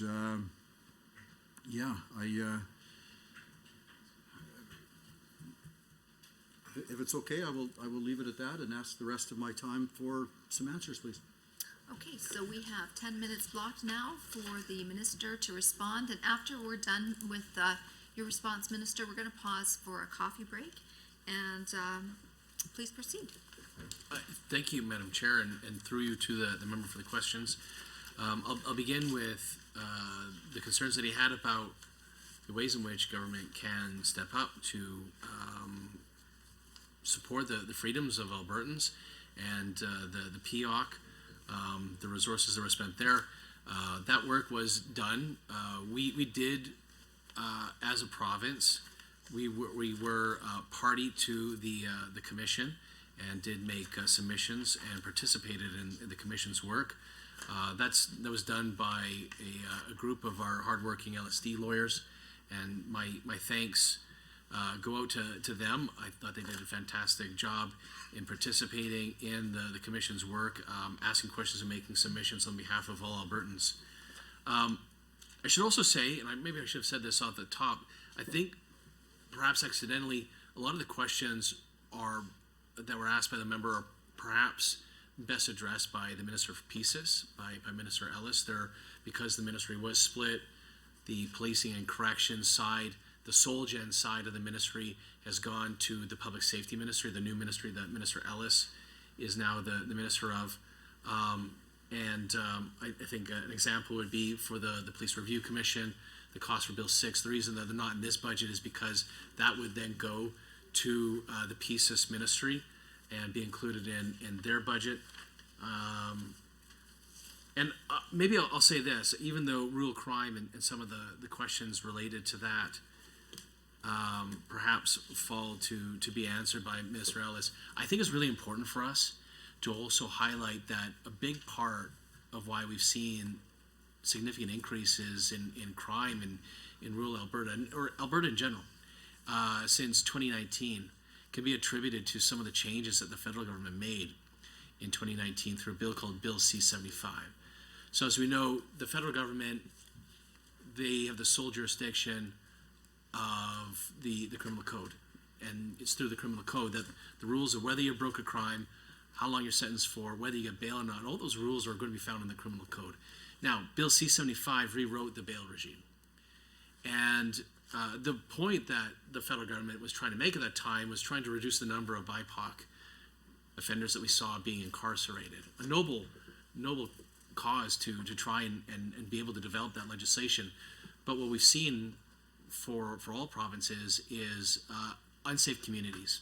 We've seen increases of crime, in particular in rural areas throughout the country. This was a topic that I raised at the last conference that we had, the FPT of Justice and Public Safety Ministers in October. I raised this and was really appreciative to hear other provinces from BC, Saskatchewan, Manitoba, Ontario, New Brunswick say, gosh, us too. We're also seeing this. And I think once the federal government saw that it wasn't a partisan issue, it wasn't just Conservatives in Alberta, but it was also the NDP in BC saying this is a real big problem. You guys got it wrong in Bill C-75, that we are seeing increases in crime in our rural communities too. I think that's why the federal government has called for this conference this next weekend, or this week, where Minister Ellis and I will be going to Ottawa to be talking about bail reform. And one of the pitches I'm going to be making to other provinces and to the feds is that we really do need to go back to the way things were before C-75. Because if the goal of C-75 was to reduce the number of BIPOC offenders that we saw being incarcerated, then it missed the mark, because there's no indication that we've seen that reduction at all as a result of these changes to the bail regime. So I think we have to have, I mean, this is my take, I think we have to have sentencing and rules related to bail. You know, bail is applicable to most folks who are accused of a crime. We should be presumed innocent until proven guilty, but there are ways, or sometimes circumstances, where it's appropriate for pretrial custody for someone who's a repeat offender or someone who's been accused of a violent or serious crime. And so that's going to be one of the pitches that I make when I go with Minister Ellis to Ottawa. And then your question is, sorry, Madam Chair, through you to the member, the question as well about the increase in the loss of the metric related to violent crime. Why is that metric missing? Again, that's because the ministry has been split in two. That would be more applicable to be included in the PCIS ministry's budget. There are questions about the cost of the RCMP. I mean, even though that falls to Minister Ellis to answer, maybe I'll just generally say that the total amount that would be spent if there was to be an Alberta Police Service, according to the advice that we've received, would actually be marginally less than the total amount that is spent on contract policing right now. But there is a question, because I think the question, Madam Chair, from the member is, are municipal politicians nervous about increased costs for them? And I think there's two sides to that. Yes, I think that was the feedback that I received. Our commitment to them was that there would be no increase in cost to to municipalities. And I think there's ways in which it can be done through the police funding model and making a commitment and continuing to use the 2018 numbers as the basis, right? Or having an MPSA with a municipality that's large enough to have an MPSA and having a formula that works and makes that commitment that's not going to be increased costs on them. But the question, the other side of the question is there an increased cost for Albertans for losing the subsidy from the federal government? And that's a good question. The hard part, though, is that in the last couple of years, the federal government keeps on increasing the cost of the current contract. They've increased it by 20% so far. And they're going to increase it by at least another 20% in the near future. So there's a benefit in, even though there's a subsidy, that might be lost in actually being able to control the denominator and how much is being spent on policing. And to the point that the member made, Madam Chair, about rural policing, having civilian oversight over the deployment of resources. We have 113 detachments throughout the province, but how many of them? I think it's 42% have less than 10 members in their detachment. A lot of them have like 3 or 5 detachment members. And having civilian oversight means that you don't have a cookie cutter model for the deployment of your resources there, like the RCMP has for every province. You could say, look, we're going to have fewer officers sitting behind a desk in Edmonton and actually being deployed out into the community. So we're going to have a minimum viable detachment size of 10, for example. So some 40% of our detachments ought to be doubling or tripling in size because we would have a say on where resources would be sent out into the province. And I think that's an important side of it when you think about that question for Minister Ellis to be wrapping your head around. For the federal transfers, sorry, ADM Smith, I'm going to jump to that question and maybe put you on the spot while I think about the other questions the member asked me. Thank you, Minister. Through the chair, the member asked for what was included in the transfers from the Government of Canada. As noted on page 90 of our business plan, there is $27.1 million estimated for the 23-24 year. I'll just quickly give you a breakdown of that. 18.2 million related to legal aid, 2.5 million also legal aid, but immigration and refugee legal aid, 1.3 for the Canadian Family Justice Fund, about $500,000 for a Divorce Act official languages provision, 1.7 million for Indigenous Court Worker Program, just under 800,000 for Justice Partnership and Innovation Program, which is related to family violence funding, $500,000 for Drug Treatment Court, and $1.6 million in this fiscal year for Alberta Chief Firearms Office. Thank you. Thank you, ADM Smith. The next question I have, Madam Chair, from the member is related to the Crown and about their salaries, but also how we're recruiting folks to rural Alberta. First, I'll take on the question about salaries. I think it was a question about whether they're fair, whether they're comparable. The answer is yes now. Not going back to last February, and I think that was the concern that ACA had with the salaries, that there was a salary freeze, and there was an investigation that we had internally about whether, what was our turnover rate and what was leading to the high turnover rate that we had, a much higher turnover rate than other provinces have with their prosecutors. And there were concerns that it might be attributed, the recruitment and retention issues related to a differential in compensation for the Crown. And we looked at, because usually we're losing, or we were at the time losing Crown to the Federal Crown Prosecution Service or BC or Ontario. So those were probably the most comparable to look at. And we've now brought ourselves to the middle of the pack, but also with all the other advantages that we have in Alberta, like a low tax rate, better standard of living, we've now been able to really reduce those challenges that we had with recruitment and retention because of that. So we're not the highest, but we brought it to at least being comparable so that we don't have those same issues that we had and bring it down to, thank you, Madam Chair. Thank you, Minister. So we actually will go back to member for 26 seconds. Okay, Minister, if you could quickly touch on property rights in the Canadian Constitution, please. Quickly. 22 seconds. Well, I mean, I would say that we are continuing to work with stakeholder groups throughout Alberta to be able to hear from them. We've taken great strides in being able to entrench. Thank you so much, Minister. We are going to take our 5-minute coffee break. We'll see you back here in 5.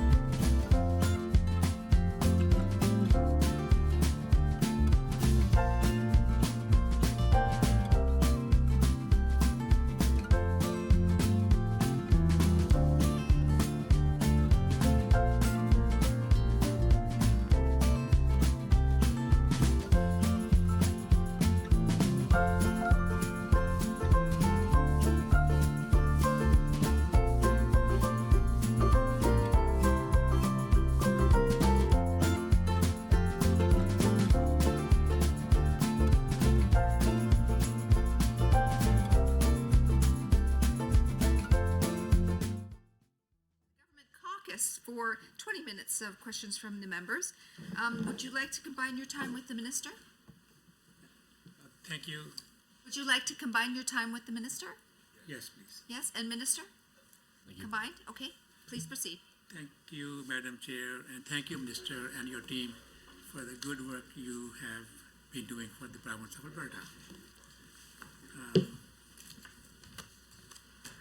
One of the most substantial increases in the justice budget appears under line item 2, which is called Court and Justice Services.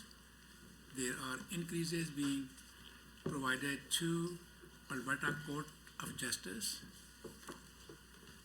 Alberta Court of King's Bench, and the Alberta Court of Appeal, line item 2.3 to 2.5 of page 150 of estimates. Can you elaborate, Minister, on the unique needs that each court system has faced over the years and why a comprehensive across the board increase to all courts was determined to be necessary? And just a reminder, please direct the conversation through the chair. Thank you. Thank you, Madam Chair, and thank you to the member for the question. So all three courts have faced increased volumes over the years as the population in the province has increased by almost 5% since 2016. Increased population has a direct impact on the workloads in the justice system for all three levels of court. And we've also seen an increase in law enforcement, prosecutors, and the judiciary. Courtroom time and the complexity of matters and the increase of self-represented litigants have also had an impact on workloads and case volumes. All three courts have advocated for increased services and supports for family and civil matters to alleviate pressures in the court system. I think Court of King's Bench, I think 40% of their matters are going to be a family matter. So first beginning with the Alberta Court of Justice, what we used to call the provincial court, they're providing services to the entire province. They're responsible for timely resolutions in not just criminal and civil but also family matters, as I mentioned, throughout the province. And they're also handling traffic violations, the vast majority of criminal and regulatory offenses here in the province. And they hear civil cases up to $50,000 right now, as well as the family, youth, and child protection matters. They do fatality inquiries.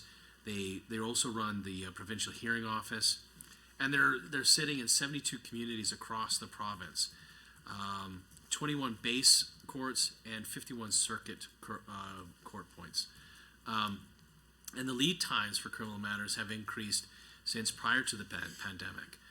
So without any new resolutions, a trickle-down effect was felt on family and civil matters, which now face even longer delays.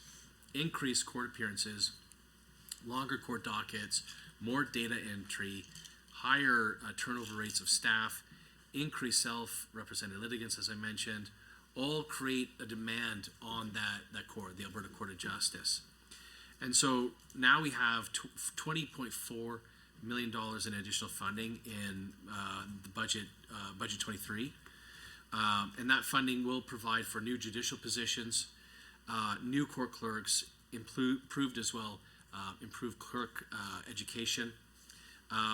The budget also provides for specialized courts.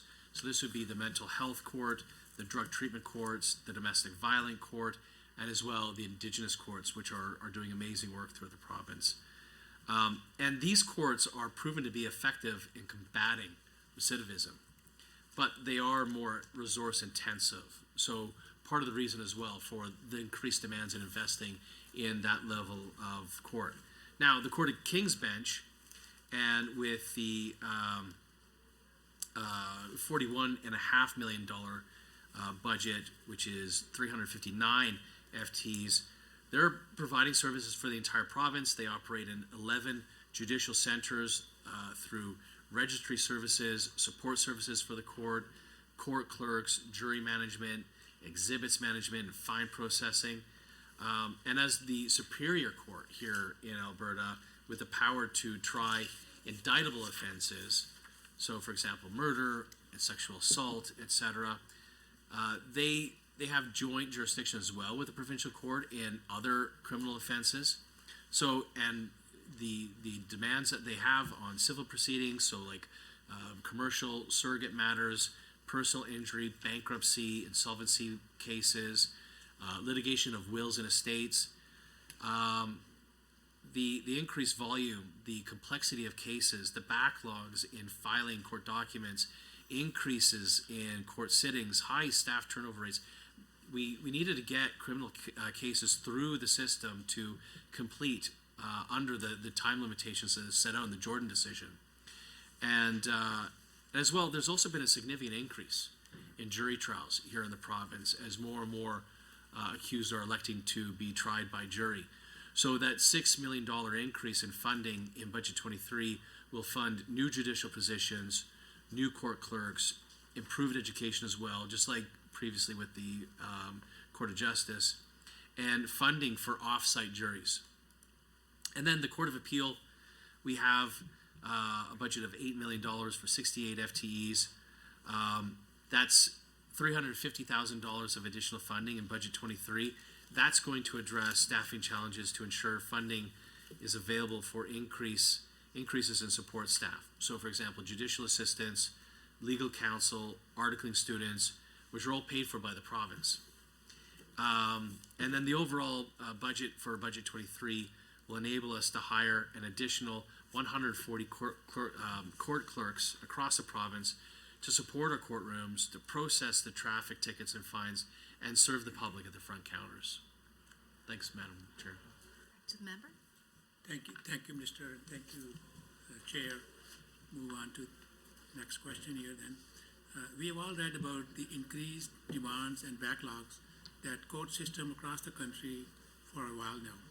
Page 9 of the fiscal plan talks about our government's plan to add more funding to increase capacity and ensure timely access to the justice system for Albertans. So in view of that, I have a couple of questions here. Can you please elaborate on how this budget will improve Alberta's access to justice and help fulfill our government's commitment to ending the court backlog? And to what extent will the $43.7 million net increase to courts and justice services will be used to address operational pressures and backlogs? And third, can you tell us how many new positions will be created in each of Alberta's courts, and are there new judicial positions that are being created with this funding? Thank you, Madam Chair, and through you to the member. So that $43.7 million that the member mentioned, Madam Chair, will be used to address some of the operational pressures and backlogs in a few ways. First, the additional funding for the Alberta Court of Justice will allow that hiring of the additional 140 new court clerks in our courtrooms to increase capacity to manage our courtrooms, process fines and tickets, as I mentioned in my previous answer. The new funds will also be used for judicial clerk training and development to ensure that our staff are properly trained, as a lot of the matters are becoming more and more complex, and as well to make use of the new technology that is becoming available, and to keep up to speed with the modernization of not just the technology, but modernization of business processes that is underway and expected to accelerate in the courts. Additional funding of over $5 million to enhance family resolution services, such as pre-court assessment mediation, the family court counselors and parenting intervention programs is really important as well. Also, increased capacity for our contact centers. And these family resolution services help to mitigate the backlog in the justice system by allowing Albertans to resolve a dispute outside of the courts, before it has to hit the courtroom. So Budget 23 funds over 20 new resolution service positions to support best interests of the child and lessen the hardships between separating parties. Budget 23 also invests an additional $5.4 million in courtroom technology services to update the technology that's in the courts. Digital filing, virtual courts, improved technology, those are all tools for the staff that will help to improve the operations and to address the backlogs. I think the next question was about the number of FTEs created, and there are 47 new FTE positions that will be created in the courts for staffing. 23 of those will be in the Alberta Court of Justice. The rest, 24, will be in the Court of King's Bench. And those new FTEs will be filled with court clerks, JAs or judicial assistants, legal counsel as well. And there are new judicial positions as well being created in the Alberta Court of Justice. Budget 23 provides for 3 new judicial positions and 3 new JP positions, or Justice of the Peace. Justices in the Court of King's Bench and the Court of Appeal, they're federally appointed and paid for by the federal government, even if the staff are paid for by us. But those justices in those 2 levels of court are paid for by the feds. And so we continue to advocate for funding from the federal government for 2 new judicial positions in the Court of King's Bench. One we would like to see in Red Deer, and one in Grand Prairie, and 1 position as well in the Court of Appeal. Thank you, Madam Chair. Member? Thank you, and I will go to my final question, Madam Chair, now. So the court system have been significantly challenged as a result of COVID-19 pandemic, leading in some instances to breakthroughs in utilizing new technologies. At the same time, it has been a priority of Alberta's justice for many years to modernize the court system as use of technology. Can you tell us how much funding in court and justice services will be allocated to modernize the courts? And I know you've talked a little bit on that, to modernize the courts, and how that will change how the average Albertan interacts with the justice system in this province. Thank you, Madam Chair, and to the member for the questions. So Justice Digital is a program that's focused on digitizing court processes. I joked about, Chief Judge Redmond and referring to the paper-based systems that we have now in the courts as being Dickensian. But Justice Digital is focusing on digitizing court processes, creating easier and timelier access for users, including the public. And in 23-24, Justice Digital received $11 million to develop new services, including digital filing services for the Court of King's Bench Family and Divorce, the King's Bench Civil Filing, and King's Bench Surrogate, as well as the Alberta Court of Justice Family. Additional services for courtroom and judicial scheduling are also planned, along with expansions and upgrades to virtual courts. Benefits that we will see from Justice Digital include quite a few items. One would be courtroom digital service, and through this, over 700,000 digital adjournments and 27% reduction in processing time. Next example would be traffic ticket digital service. That's eliminated around 9,500 visits to courthouses, and that saves about 1,000 clerks' hours per month. The adjournment digital service, that takes about 65% less clerk time per adjournment. The surrogate digital service, that's reduced processing times by 90%, from 6 months to 12 days now. So that's been a real success in Justice Digital. Filing digital service, civil, that saved 15,000 hours of clerk time in its first year. And the Court of King's Bench commercial list civil, That's reduced wait times for filing from between 4 to 6 weeks to just 48 hours. And it's reduced time to sign an order from 10 days to 1 day. On top of that, that $5.4 million that will be used for court technology services to improve technology supports and replace aging equipment. Upgrades will support the expansion of virtual courts and the creation of faster, more streamlined processes. And virtual courts are also expanding the ability for vulnerable folks like children or victims to appear in court without having to face the accused in person. Thank you, Madam Chair. Member? Thank you, Madam Chair. That's it for my questions, and I will share my remaining time with my colleague, Emily Gottfried. Please proceed. Great. Thank you, Madam Chair, and thank you to the Minister and your team for being here, for encouraging the use of modernizing technology that you were just referencing, so really happy to hear that.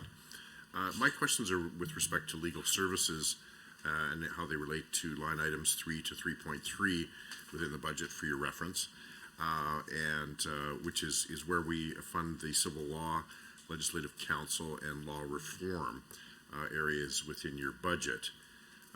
Minister, cumulatively through the chair, this amounts to an increase of approximately $20 million, a significant amount, so happy to see that. Although these line items are perhaps not headline grabbing and not necessarily a larger part of the budget, we know that this area of justice is integral to the functioning of government and to make sure that your systems behind the justice system are functioning at the highest possible level. It'd be very helpful if you could elaborate on the necessity of the funding increases with the legal services and the civil law office, and why we are seeing these increases this year, and what type of legal services are supported through this funding to Government of Alberta Ministries, and how this is going to impact the improvements of the services that you're going to continue to offer for Albertans. Well, that's a great question, because those folks in civil law, as well as Ledge Council or LCO, they're providing solicitor services, litigation services, and in LCO, ledge drafting services to government, and can't thank those folks enough for doing all that work. In not just those who are in justice, because many of them are embedded with their client ministries and doing all that amazing hard work, and my thanks go to them. So legal services that are provided by Civil Crown Counsel include appearing before the courts in a matter that might involve child protection, defending claims brought against the government, providing constitutional and Aboriginal advice, defending our provincial jurisdiction in certain circumstances, drafting all of the bills, all of the regs that come before either the legislature or cabinet, providing legal advice to all the departments, as I mentioned, like all those folks who are embedded in the client departments, and including those departments responsible for responding to emergencies. And matters that are addressed by Civil Crown Counsel have increased not just in volume, but also in complexity over the last few years.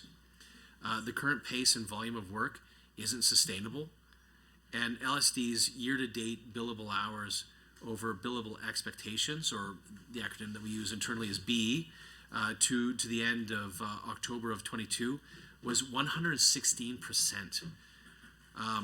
As of December of 21, this increased to 121%. Or sorry, was that, anyways, that rate of use contributes to a high burnout of staff, and that in turn may contribute to increased absences, and it could negatively impact the division's ability to recruit and retain talent to be able to do this work that's needed for government to function. Because if the work is not done internally, then the private sector will need to be relied upon, and the cost of external counsel is rising throughout the province. So we have to be mindful of wanting to prefer to use our folks in LSD over those who could do the work by contract. The current calculated hourly rate for our Civil Crown Counsel within LSD is $168 per hour, and that includes the salary, it includes the benefits, includes their training, divisional overhead, as well as the Law Society fees. The average hourly rate for outside counsel that's retained by government is $340 per hour as of July of last year. And that's increased by 26% from the budget year 2020-21. So that's the context here that we're looking at when we're thinking about it. Thank you, Minister. Madam And Chair. with that, we are wrapping up with the UCP members and heading back over to hear from the NDP side. Thank you, Chair. Is it still block time or back and forth? Please, thank you. Okay, so I guess back and forth was for only UCP members. I think let me also ask that majority of my questions have not been answered. In particular, one block went completely unanswered. So I would, the question I'm asking is that will Minister undertake to provide answer to those questions which were completely untouched, which Minister didn't have the opportunity to talk about. Just to follow up on that e-filing process, can Minister confirm that e-filing process is also available to self-represented individuals? Because my understanding is it is not. E-filing process is only available to those who are represented by lawyers, and self-rep people cannot access that. And again, question is what steps you are taking to make sure that those people can benefit from those efficient processes. Page 151, Department Capital Acquisitions.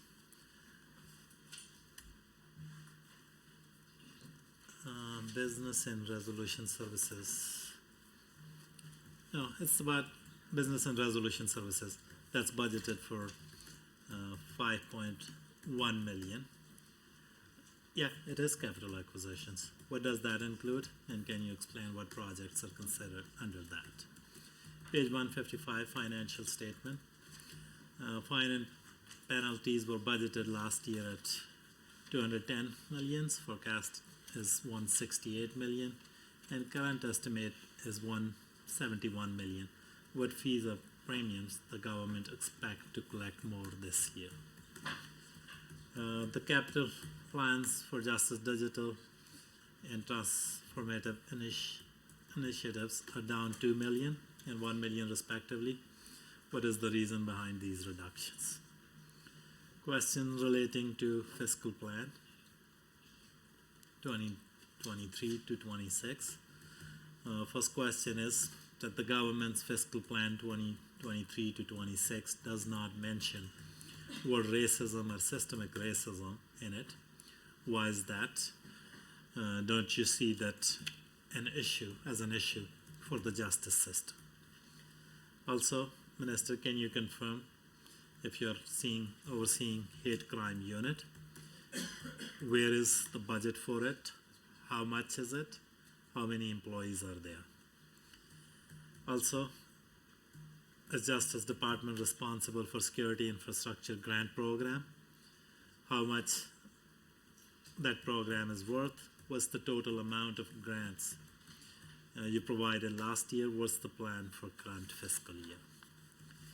In September last year, the government announced 2 hate crime studies, Alberta Hate Crime Committee, through Alberta Hate Crime Committee and the Organization for Prevention of Violence. What's the status of those studies? When can Albertan expect to see those reports? Page 12 of the fiscal plan. In 2022-23, the total expense forecast increased by 3.5 billion from budget 2022, mainly due to measures to help Albertans deal with the rising cost of living, funding for Alberta Medical Association agreement, and collective bargaining agreements with teacher and other public sector unions, justice system, and public safety enhancements. So can you tell me how much of that money exactly went to the agreements within the Justice Department? Page 92 of the fiscal plan. Operating expense forecast for justice is 594 million in 2022-23, an increase of 92 million from budget 2022. Operating expense will increase to over $650 million annually in budget 2023. Increases are mainly for judicial and crown prosecutor compensation. How much went to compensation? And earlier I asked about full-time employees, and Deputy Brad Smith mentioned there will be 57 new full-time employees in ACPS, Alberta Crown Prosecution Services. Will they all be crown? When will they be hired? Page 92 of the fiscal plan. $20 million annually. Thank you so much, Honorable Member. Now I'll go over to the Minister for his 5 minutes of response. Thank you, Madam Chair. So where I left off in the members' questions from the previous block was related to the CFO's increase of $8 million. And the member mentioned the increase gun crime that we've seen in some areas of the province, and what we're doing about that. This is an answer that involves this ministry, but also the PCIS ministry, and the work that we're doing to target gun crimes in our community.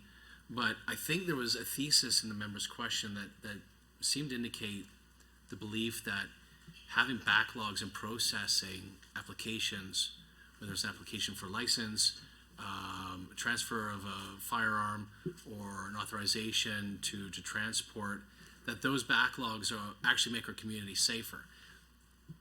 The point that our Chief Firearms Officer has made many times, publicly as well as to me, is that those backlogs actually make our communities less safe. And it's important to have those applications processed in a timely way, because if there is a concern, if there is somebody who's making an application and that there is a concern with that person, we don't want it being done by staff who are trying to quickly go through in a sped up way, going through those applications. We want people to have the time to go through thoughtfully, but it needs to be done, and those applications need to be processed in a timely way to ensure that our communities are safe. I think it's also important for us to realize that a lot of the ways in which the federal government pretends to address gun crime in our communities is not targeting gun crime. It's targeting law-abiding Canadians instead. And one of the points that have been made to me by the police, for example, if you look at certain restricted firearms, like a pistol, for example, a handgun, and that would be restricted, the slider and the barrel may not be restricted themselves. And there are ways in which there are ghost guns being created through 3D printer, where all one has to do is order the slider and the barrel, and then the rest of the firearm can be manufactured in an offender's home very quickly. And so the work that we can do to enable the Chief Firearms Officer and her staff to be able to work with manufacturers, to work with retailers, to look at that suspicious activity and make sure it gets reported to law enforcement in a timely way. Those are the ways in which we can make sure that a sped up system, through proper resourcing and not relying, for example, on applications being done in Miramichi by the RCMP, is actually going to make our communities more safe. I think there's a question as well about the working conditions of the Crown prosecutors. I would just say, as I've said a couple times, I think in my answers today, that we've worked with ACA to be able to address their concerns, and not just be able to deal with retention and recruitment issues by increasing compensation, but also working with them in their concerns about supports that they felt they weren't having before, and ways in which we can make sure that those supports are provided to our Crown prosecutors throughout the province. And I really appreciate that advice that we've gotten from ACA. And the next question was about restorative justice. And I don't know, Alex, it's been some time. I don't know if you have notes then from that question. Is that okay to rely on you?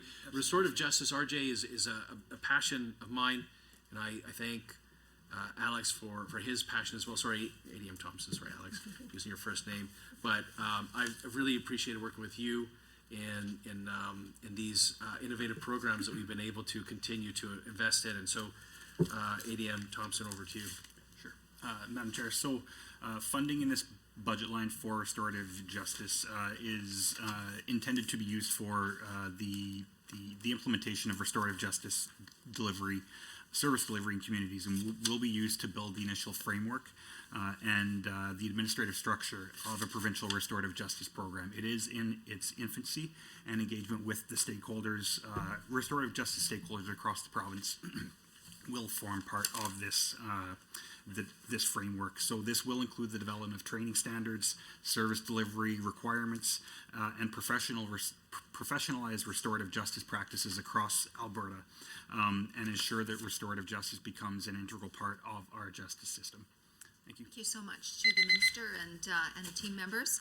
We will head over now to the UCP caucus for your next set of questions. Please proceed. Thank you, Madam Chair. Just got a few quick questions I will then move to. Thank you again to the Minister and his team for being here. Minister, we've heard you in the past talk about producing a revised statutes of Alberta RSA, and I can tell you, can you tell us really what the revised RSA and why it's important and how long it's been since a new RSA has been undertaken? It's a revised statutes of Alberta, and I understand that that is something that's sort of long overdue. Thank you, Madam Chair, and to the member for the question. I have been a bit of an advocate on this issue. The last time, the last RSA that took effect was in 2000, so just before I had started law school. So it's been over 20 years. And before 2000, the last one before that was 1980. And so I've been asking the question about why did we not have a plan for being able to proceed with the next iteration for the RSA, and the reason is that at that time we thought that it was best to wait for the demise of the Crown to be able to proceed with the next. But the new RSA will increase access to justice in a few ways, including enhancing the ease of use and referencing by renumbering the statutes and the provisions within the statutes. That's implicitly part of what happens when there's a new iteration of RSA that ends up taking effect. The eliminating of obsolete provisions and statutes that have been repealed, resolving current diction and certain language issues in statutes, such as gender neutrality, creating a new presentation format to provide a uniform document presentation regardless of the media format, whether it's electronic or whether it's print, and to allow for an easy transfer between media formats, such as the removal of columns, adding hyperlinks to cross-references, and developing and implementing a process to provide electronic access to all of the changes to the statutes that have built up over the last 23 years by amendments as well as full consolidation. So those are some of the reasons why this has been something we want to make sure was included in this budget being properly resourced. Thank you. And again, through the chair, I know that you referenced this already a little bit, but just maybe a bit more detail with respect to the Legislative Council Office, which is in this section, line item 3.2. And you've talked to us a little bit about the constraints and a lot of the overtime there. Can you talk a little bit about the work that the LCO undertakes, why there's a $2.8 million specific increase for this office? And I assume that this funding will be used for both enhancing the LCO with new technologies, which you referenced already as well, and adding new staff. And maybe you could actually elaborate and give us a little bit of an idea of the split between those two offices in terms of full-time equivalents that will be added to the LCO in various areas as well. Thank you, Madam Chair, and to the member for the question. So the LCO provides advice respecting legislative proposals. It drafts all of the public bills, the regs, the orders in council. As well, they advise and they assist with advancing draft legislation through the decision-making process, and they work very closely with the King's Printer to produce all legislative publications for all government ministries. That volume of work conducted by the LCO has increased. As an example, the number of bills, and that includes those drafted but not introduced, increased from 27 in the spring of 21 to 32 in the spring of 22. and the annual volume of pages also increased. That increase, just to compare, from spring of 22 to just the fall only, increased from 72 in the spring of 22 to 118. And our staffing levels in LCO are comparatively low. That new funding will bring staffing levels in line with those in BC, which has one drafter per ministry. Currently, Alberta has one drafter covering 2 ministries, just as an indication. On top of that, additional staff in LCO will also be required to produce the new RSA that we were talking about, Madam Chair, and this would be a combination of lawyers, legislative editors, ledge assistants, about 10 positions. The RSA team will also be responsible for implementing new software that will benefit the LCO office more broadly. The estimated cost of the software is $4.5 million. I note that funding under line item 3.3 is being held steady, Madam Chair, I think that answers the members' questions. Thank you. Great, thank you. I was just going to reference the 3.3, which is the Alberta Law Reform Institute specifically. I know both yourself and I have had a good chance to work with them on the more recent passing of the abolition of adverse possession. I know they do some good work there. But there's the continuation of the funding for the ALRI, Alberta Law Reform Institute, is in place. We're seeing that that's well reflected. Continuation of that funding in budget 2023-24. Can you maybe explain a little bit about what the LRI does as a sort of an arm's length group that works with Justice, and how that continuation of that budget is important to us? Thank you, Madam Chair, and to the member. So they were established in 1967. They're established by the Attorney General, as well as the governors of the University of Alberta and the Law Society.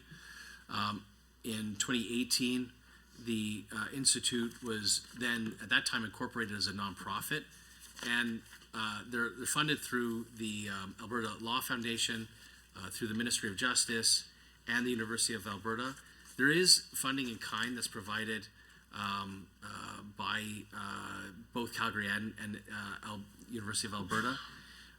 They're the official law reform agency for the province of Alberta, and they've been a catalyst for the many changes in the legal system here in Alberta.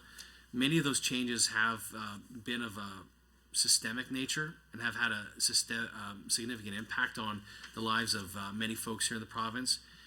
An example might be the recommendations related to the Matrimonial Property Act, the Arbitration Act. We recently saw, with their help, changes to the Trustee Act. Most of the reports recommend changes to legislation that falls within the responsibility of the Ministry of Justice. And we rely heavily on the Institute to inform our legislative reform work. They've had the ability to leverage volunteer contributions from judges and senior experts, and their reputation for integrity and credibility allows them to call on top practitioners based on their established history of listening to different points of view and building consensus for how to improve laws. So funding the Institute ensures that they're able to hire and retain staff and maintain a stable stream of recommendations to benefit not just government but all Albertans. Thank you, Madam Chair. Thank you, Madam Chair. I'm going to cede the remainder of my time to MLA Long. Proceed. Thank you, Chair. Thank you, Minister, for your time this evening. I'll just sort of start off. I didn't quite hear an answer earlier, and I was just hoping to go back to that. It was the question actually asked by the member from Cypress Medicine Hat, and the reason I think that it's just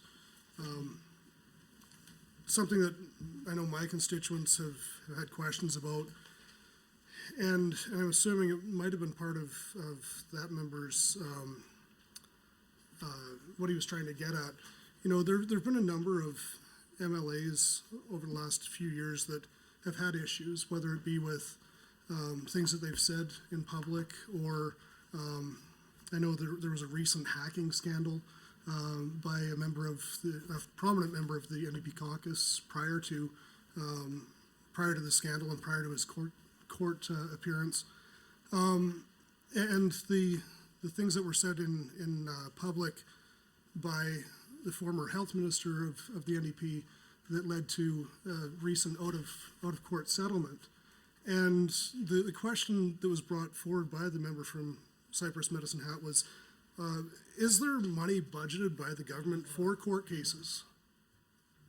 We've had a point of order. I Go think, ahead, member. I think member is using this opportunity to just sling things across the aisle. If he really wants to talk about, I can go on about RCMP investigation into UCP caucus and all member. those things. Thank you, member. I think he should Thank you, member. keep that Thank you. to relevant.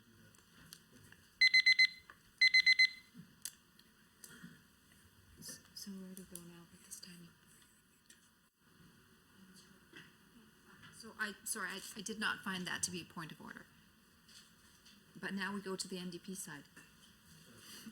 So please proceed. I think again, I will begin by asking again that in last block my questions were again not answered. Will Minister consider to provide an undertaking to answer those questions which were not answered throughout this debate? I believe that Albertan deserved to hear answer to these questions. Back to page 92 of fiscal plan. To support key government initiative, budget includes an additional $20 million annually to expand government's capacity to draft, review, and provide advice on legislation. Why this increase so much? And is it the cost of hiring lawyer on cases?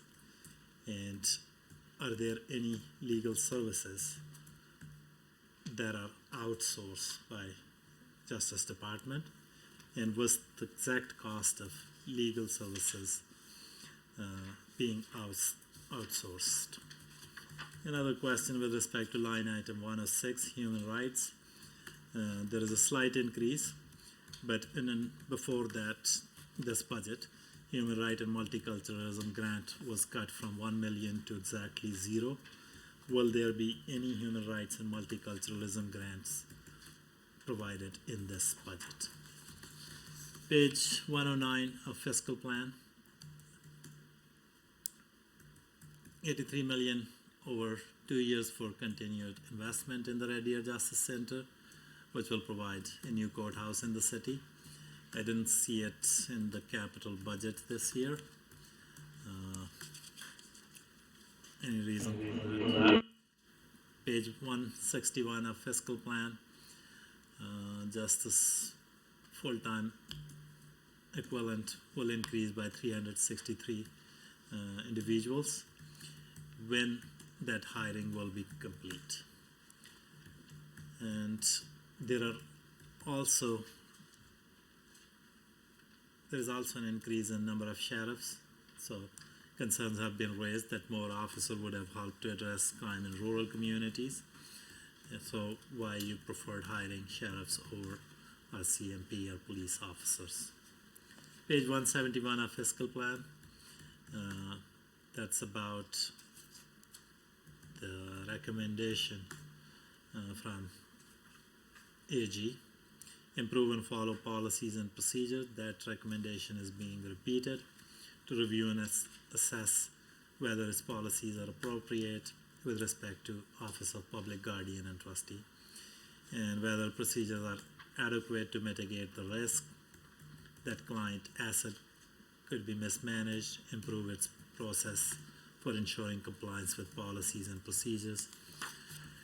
Department says that it will be completed by 2025.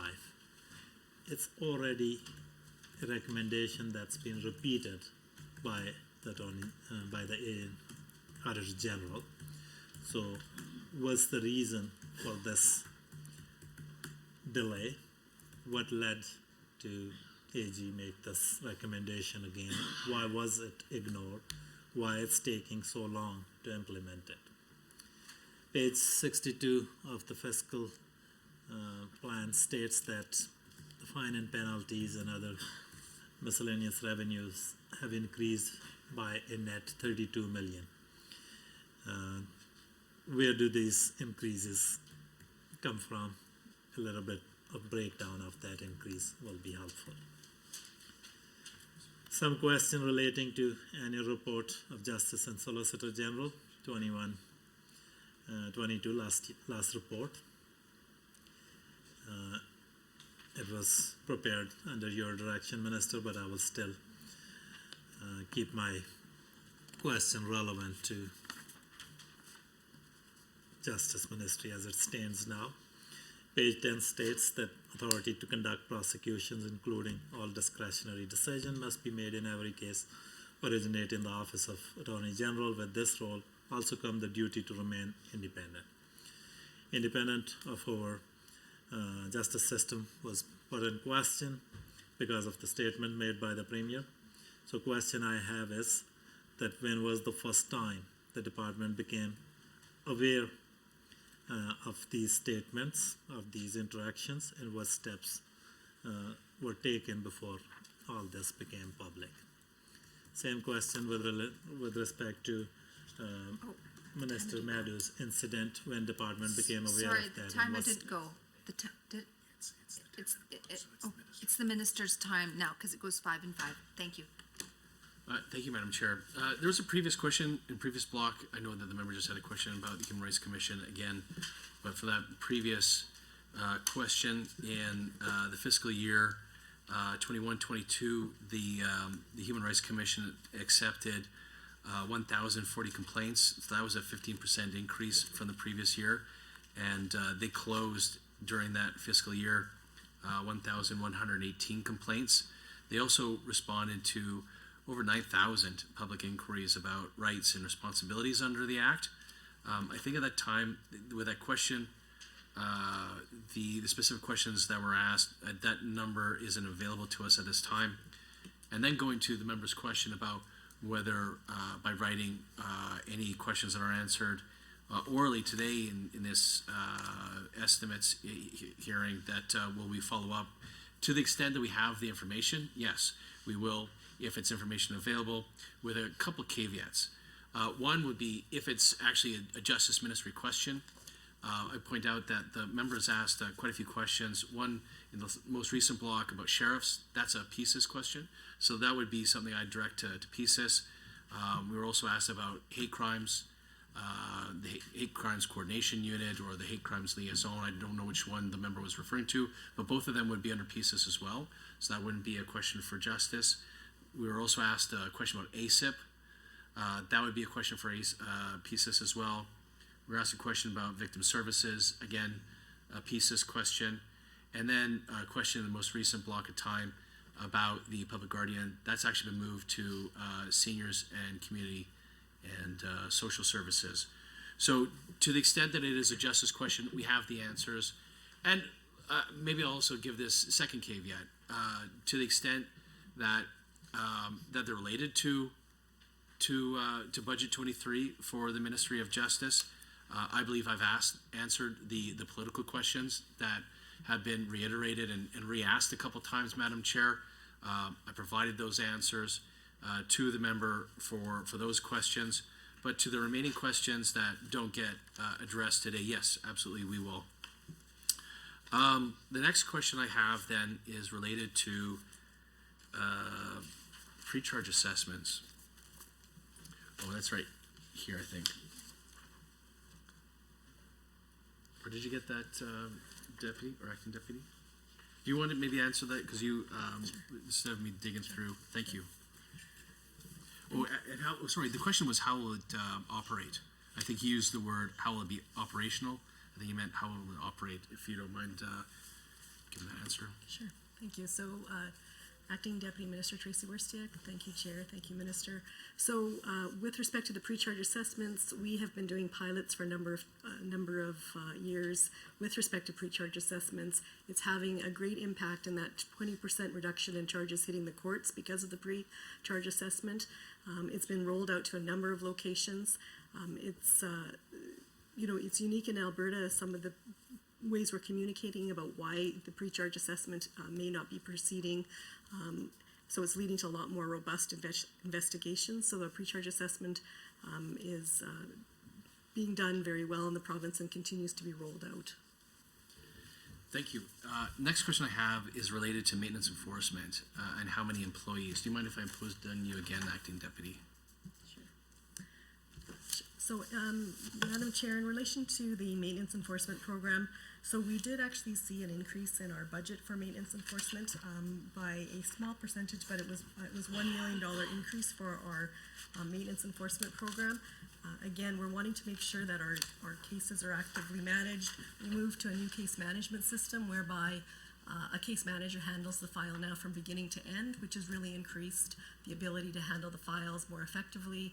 It's also reduced our lead times to manage a file when it comes to maintenance enforcement. We've been able to increase our FTEs slightly to again increase the number of staff that deal with our maintenance enforcement files.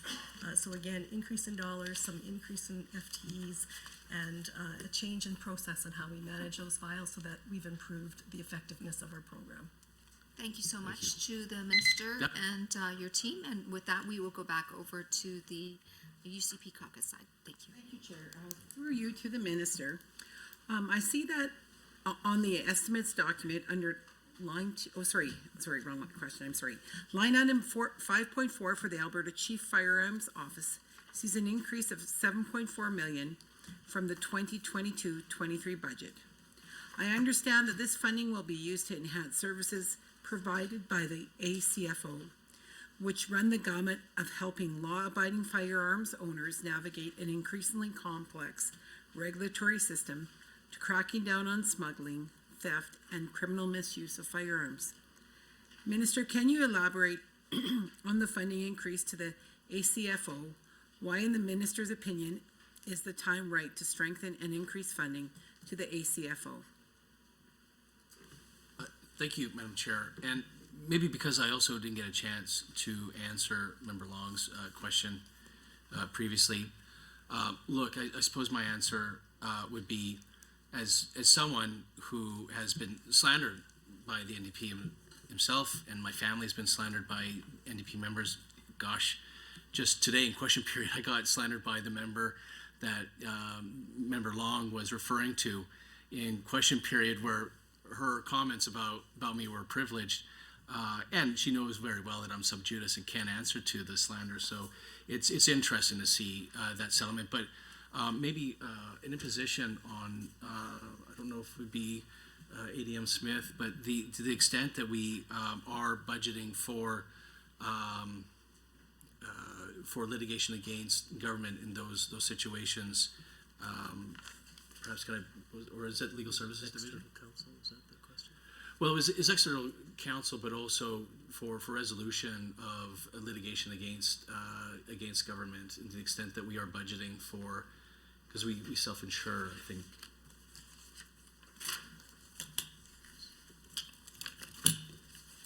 So I think what you're referring to, it's Sue Stashnoff, ADM of Legal Services. I think what you're referring to, Minister, is the value of our contingent liabilities. Thank you. So those have increased, and I can outline for you what those increases are. In 2019-20, there was $111.1 billion of outstanding contingent liabilities. 2020-21, $122.4 billion. 2021-22, $121.9 billion. And for 2022-23 fiscal year, as of February, it's $126.3 billion. Thank you. Good question through you, Madam Chair, to the member, because I think it was actually also a question, although the member opposite raises a point of order that he also asked. So I thought it was a helpful question. Now, to the next question, thank you, Madam Chair, through you to the member. Some of the funding increase will go towards expanding the capability of the Alberta Chief Firearms Officer and her office to deliver a number of items. One would be significant opportunities that lie in the work being done with her office and police agencies around firearms ownership and use and safety, and the work involving a coordinated effort between government ministries to address collaboration and advocacy for law-abiding firearms owners. There's also an opportunity related to increasing collaboration between policing agencies, and that includes the RCMP and the Chief Firearms Office in addressing increased cases of straw purchasing and firearms trafficking. Opportunities also exist to better support law-abiding gun owners and businesses by a coordinated and collaborative effort. There's also the identification of improved service delivery, unwanted guns program establishment, increased public relations, and the public support of the Chief Firearms Officer's office. Educational initiatives to strengthen safety would be another example. The ways in which we can foster collaborative relationships with all parts of the firearms community to ensure that the CFO's office better reflects the priorities of Albertans. Advocacy for evidence-based policy changes to the federal firearms legislation, and to make sure that legislation and regs are focused on safety and reducing violent crime and not related to political ideology. And becoming independent from the Canadian Firearms Program by establishing an Alberta Call and Processing Centre. Madam Chair, thank you to the member for the question. All right, and back over to the members. Thank you, Madam Chair. I'd like to cede my time to my colleague, Emily Long. Thank you, and thank you again, Minister. I have a lot of concerns raised in my rural constituency around the federal bail system, and commonly called the catch and release system. And I know that recently, our premiers around the country actually signed a letter about the desperate need to fix the bail system. I'm still waiting on the opposition members provincially to speak up and add their support to that letter.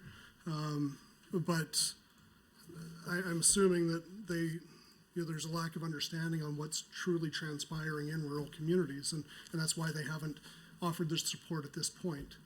Now, I hear from residents, I hear from officers about, a few criminals that are constantly causing the issues in the communities that I represent. And I do want to commend the police officers and law enforcement in my communities, because it takes a lot of their time and their resources to go and catch someone, and sometimes in very serious crime, and then to see the person released sometimes within hours because of the failure of the federal bail system. So with that in mind, line item 4.1 of your budget is around operations and bail prosecutions. And so while I understand that the provincial government is limited by jurisprudence and the criminal code, my question is, in providing operations and bail prosecutions, obviously we have the responsibility for providing these services. What extent will the $12.4 million increase actually improve the functioning of the bail system? Thank you, Madam Chair, and to the member for the question. And he's right in his preface that there is a concern. Bail, I think we have to remember, is a type of conditional release. Whether it's an undertaking to appear, or whether it's parole, whether it's stat release and you're under conditions for stat release, those are all different types of conditional release. And the indication of whether someone's going to be successful in that conditional release, including bail, is whether they've been successful in conditional release in the past. And if you have a lot of failures to appear, or if you have been a repeat offender, it's every indication in the world that you're not going to be successful on bail if you go back out in the community. I think that whether it comes to sentencing decisions or bail, I think that the criminal code should be focusing on providing a regime that is focused on risk to the community, and rather than the other factors that often are included. That's my own take on that. So that from being a past member of the National Parole Board, that's my take, and that's one of the reasons why I think, as a result of the letter, and you're right to point out, or Madam Chair, the member's right to point out that this is a nonpartisan issue. Doesn't matter what type of government, which province. This is provinces who have governments all over the political spectrum who are asking for reform to the bail regime. And I think that's why we've been successful as provinces to obtain this conference this week, to be able to speak to the issue with the federal government and implore them to have not just trying to spend more money, but actually having legislative changes to focus on keeping our communities safe. But for this additional funding, is that a question for Kim then, or Yeah, Kim could come. is that okay, Kim? If I'm posting, Kim, we haven't given you anything yet. ADM Godard, who's the ADM responsible for the Alberta Crown Prosecution Service, if we can impose on you to answer that question. Thank you. Thank you, Madam Chair. With respect to that money, a large part of the bail office is one of the difficulties is recruitment and retention. There is. Okay, so thank you so much. Minister, now we'll go over to the opposition. Thank you, Chair, and thank you, Minister, for agreeing to provide answers to the questions that have not been answered. My questions in this set relate to annual report, and it was prepared under your direction, so I may ask some question which may not be, maybe more relevant for Mike Alice's ministry, but let's see. Firearm related question. Page 22 of the report says that there are plans currently underway to establish an unwanted firearm program, which will lead to the voluntary surrender of firearms that are no longer wanted by owners, thus reducing the risk of harm. So, tell me what this program is about. What is an unwanted firearm, and are is this program for legally owned, like legal firearms, or anybody can surrender it, because it also says that it will reduce the risk of harm. So, have there been any firearms surrendered voluntarily to date? That's one. Then another question I have relates again to Jordan delays. On page 41 of the annual report, SEPS tracks criminal cases in provincial court and Court of Queen's Bench to ensure matter proceed to trial within timely limits specified by Supreme Court of Canada in Orange, Jordan, and it provides that 38 cases were stayed by the courts due to unreasonable delay, and a total that represent 9.8% of all Jordan applications filed since 2016. What kind of cases were these? What kind of offenses? Were they serious cases? And that's a large number, 38. And again, the question I will ask, that how many cases are there that are sitting there past 18-month or 30-month time frame set by the Jordan decision, which may be eligible now to make a Jordan application. So I'm asking about the number of cases that are already around 18-month or 30-month limit, and they may apply for that relief under that are in Jordan. Another question that's directly out of your message on this annual report, which talks about provincial police force that, and in reference to PwC report that the government commission says, the report also showed that it's possible to do this at the same or lower operating costs. Since your business plan says you're working with Public Safety Minister on this, I have looked through the PwC report. It says that in two different scenarios, it will cost somewhere from 734 million to 754 million to set up Alberta Police Service, while at this time contract policing costs us around 350 million. That's excluding 366 million for transition costs. So in light of these facts stated in PwC report, I don't think that that message is correct, that it's possible to do this at the same or lower overall operating cost. And also, many Albertans and municipalities are opposed to it. The government should not continue with this boondoggle. Another question, again around rule of law. What went wrong on Coot blockade? 22 days or so, the border was blocked, and some UCP MLAs attended that blockade. Thank you so as much, well. Honorable Member. We'll turn it over to the Minister for response. Thank you, Madam Chair. The next question I have is related to the $7.7 million budgeted for JTI Phase 2. Or, sorry, not Phase, sorry, that's related, so that 7.7 million is related to us not proceeding with Phase 2 of JTI. So just as a reminder that the Justice Transformative Initiatives, JTI, is focused on freeing up justice system resources to meet other service delivery needs through an administrative adjudication model. And Phase 1, that diverted 89% of all impaired driving incidents from the courts. It's quite a success. It's also increased enforcement by 47%.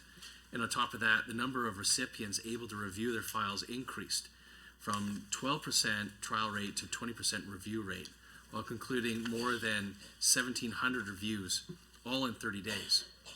And that change freed up more than 10 Crown prosecutors to address other serious and pressing criminal matters, including impaired files causing bodily harm or death, and decreased police issuance time from 3 to 10 hours to less than an hour, and eliminated all disclosure and investigatory follow-ups. Now, in January of 22, at that time, there was a pause for Phase 2 of JTI to ensure that Albertans were informed and consulted on the changes proposed in that Phase 2, and that was proposing to add traffic-related offenses under the Traffic Safety Act to the Administrative Penalty Information System, or APIS. Now, because that's not proceeding at this time, perhaps ADM Thompson, if you can speak to the extent to which this replacement of JTI Phase 2 is going to be proceeding, and then the 7.7 million that's budgeted for that. Oh, B. Kim. Oh, sorry. ADM Goddard. We are actually giving some. Hopefully, we can get you in under the bell this time. Thank you, Madam Chair, and for the record, it's Assistant Deputy Minister Goddard speaking.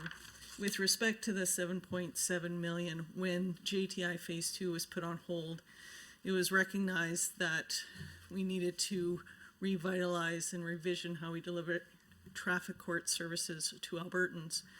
There were certain inequities where there wasn't an availability for people in parts of the province to contact Crown prosecutors to seek plea negotiations. So what we've done is we've consolidated traffic prosecutions, and you'll see there was a transfer, an internal transfer of money into this new branch. This will ensure that Albertans in every corner of the province will get the same service in terms of the same policies, the same procedures, and the same access to the Crown prosecutors for these plea negotiations, resolutions, and trials. As part of this, we are working with the courts to look at how we can deliver traffic court more effectively. Additionally, this branch is working with the Traffic Digital Service to improve our ability to communicate with people who want to discuss their traffic tickets or people who want to set trial dates. And finally, one of the other things this branch is working on an e-ticketing system that would allow Albertans to not only get their disclosure almost immediately, but also to contact the prosecution service immediately, contact the courthouse immediately, and have all that information available to them so that they can make decisions with respect to whether or not they want to run a trial at the earliest possible opportunity. Thank you, ADM Goddard. Next, Madam Chair, I would point out that, because there were some questions related to the annual report. Now, just a reminder that that's not up for consideration at this hearing. This is really just for reviewing and receiving questions related to the business plan and the budget. However, there was a question about the unwanted firearms program. Even though the annual report isn't up for discussion, this is a mechanism for Albertans to turn in firearms in a safe and secure manner for destruction. ADM Thompson, if you can speak a little bit more to that, if you like. And with that, that's the end of our time, and we'll head back over to the other side. Please proceed, members. Minister, thank you and your team so much for all that you do for Albertans. It's a great honor to be able to ask you some questions. My questions revolve around line item 5, which is strategy, support, and integrated services. So line item 5, strategy, support, and integrated services, it covers a large number of different files, and cumulatively, the line items from 5 to 5.5 represent a $57.1 million increase. That is substantial. The largest increase is $40.3 million under line item 5.5, which is support for legal aid funding, or support for legal aid, where the funding has increased from $94.2 million to $134.6 million. And I'm aware that Alberta Justice oversees the delivery of legal aid to Albertans through an agreement with the Law Society of Alberta and Legal Aid Alberta. Legal aid was in the news a lot over the course of this last year, with the roster of defense lawyers arguing for an increase to the tariff rates and enhanced services for individuals who are trying to access legal aid. As we all know, legal aid is a very valuable service that we provide to those who are underserved in our society. I'm wondering if you can talk about this increase and to what extent the funding will be used to increase the tariff rate for rostered defense lawyers. And then my question, second part of my question is, how will this funding ensure that low-income Albertans have access to high-quality legal counsel? Thank you, Madam Chair, and to the member for the question. And I think the member makes a good point that government is just one of the contributors to the budget for legal aid. And so together, the government and our valued partners and stakeholders are engaging and collaborating to ensure that there is optimal delivery and as well long-term sustainability of legal aid in the province. And the department began undertaking a comprehensive review of legal aid, which included the tariffs, which is a list of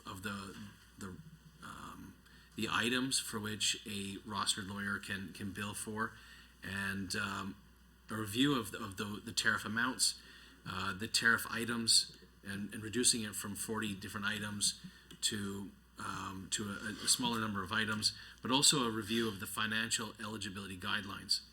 And the results of that review are informing our discussions and our negotiations to develop the next governance agreement between us as the government of Alberta, the Law Society of Alberta, and legal aid. And the funding is to be used to ensure that lawyers are properly remunerated, to provide effective and efficient services to vulnerable Albertans, and to ensure a fulsome roster of lawyers. Funding will create positive results, I think, for those for folks by ensuring that more people are eligible to access legal aid services. So thank you, Madam Chair. Thank you so much for that. Line item 5.2, Community Justice and Integrated Services includes funding for the Drug Treatment Court Program. I just want to say, first off, thank you so much for coming up to my region to cut the ribbon for our local drug treatment court. And, you know, this is a phenomenal program where we're trying to address the issues of addiction and trying to provide people with alternatives to simply going to prison and repeating that cycle. I'm wondering if you can educate us on how important this program is to Albertans, especially those that are trying to work their way through the system. Well, and thank you to you for emceeing that ceremony and for all of your advocacy for the folks who are doing that work now. And it was great to be able to see the that court center, that drug treatment court in Fort McMurray, being the last one for that commitment that we made during the campaign to expanding our drug treatment courts through the province. So I would say that $4 million annually is allocated for the operation of our now 7 drug treatment courts. That's Calgary, Red Deer, which serves Central Alberta, Edmonton, Fort McMurray, Grand Prairie, Lethbridge, and Medicine Hat. And in all of these drug treatment courts provide wraparound supports to high-risk and non-violent offenders whose crimes were driven by their addiction. And the participants involved in these drug treatment courts accept responsibility for their criminal activity and are provided with intensive drug treatment. They also receive community supports and criminal behavior interventions. And these services help participants address their drug addiction, find housing, employment in the community, and give back to the communities, all while reducing their criminal behavior and supporting them to live healthier lives. And I think even one of the folks that spoke at the announcement is a graduate of a previous drug treatment court who has now been hired to work as a caseworker. And to have her tell her personal story of that announcement was really touching. So thank you again for your work in supporting this drug treatment court for Marie. Oh, again, thank you so much, Minister, for all your hard work on that file, and I think we're really providing a good alternative to some of the things that they might be doing in our neighboring province of British Columbia. We're taking a different approach, and I think we're going to come up with some better results for our most vulnerable. Thank you. I apologize for the interruption, but I must advise the committee that the time allotted for consideration of the ministry's estimates has concluded. I'd like to remind committee members that we are scheduled to meet tomorrow, March 7th, 2023 at 9 a.m. to consider the estimates of the Ministry of Education. Thank you, everyone. This meeting's adjourned.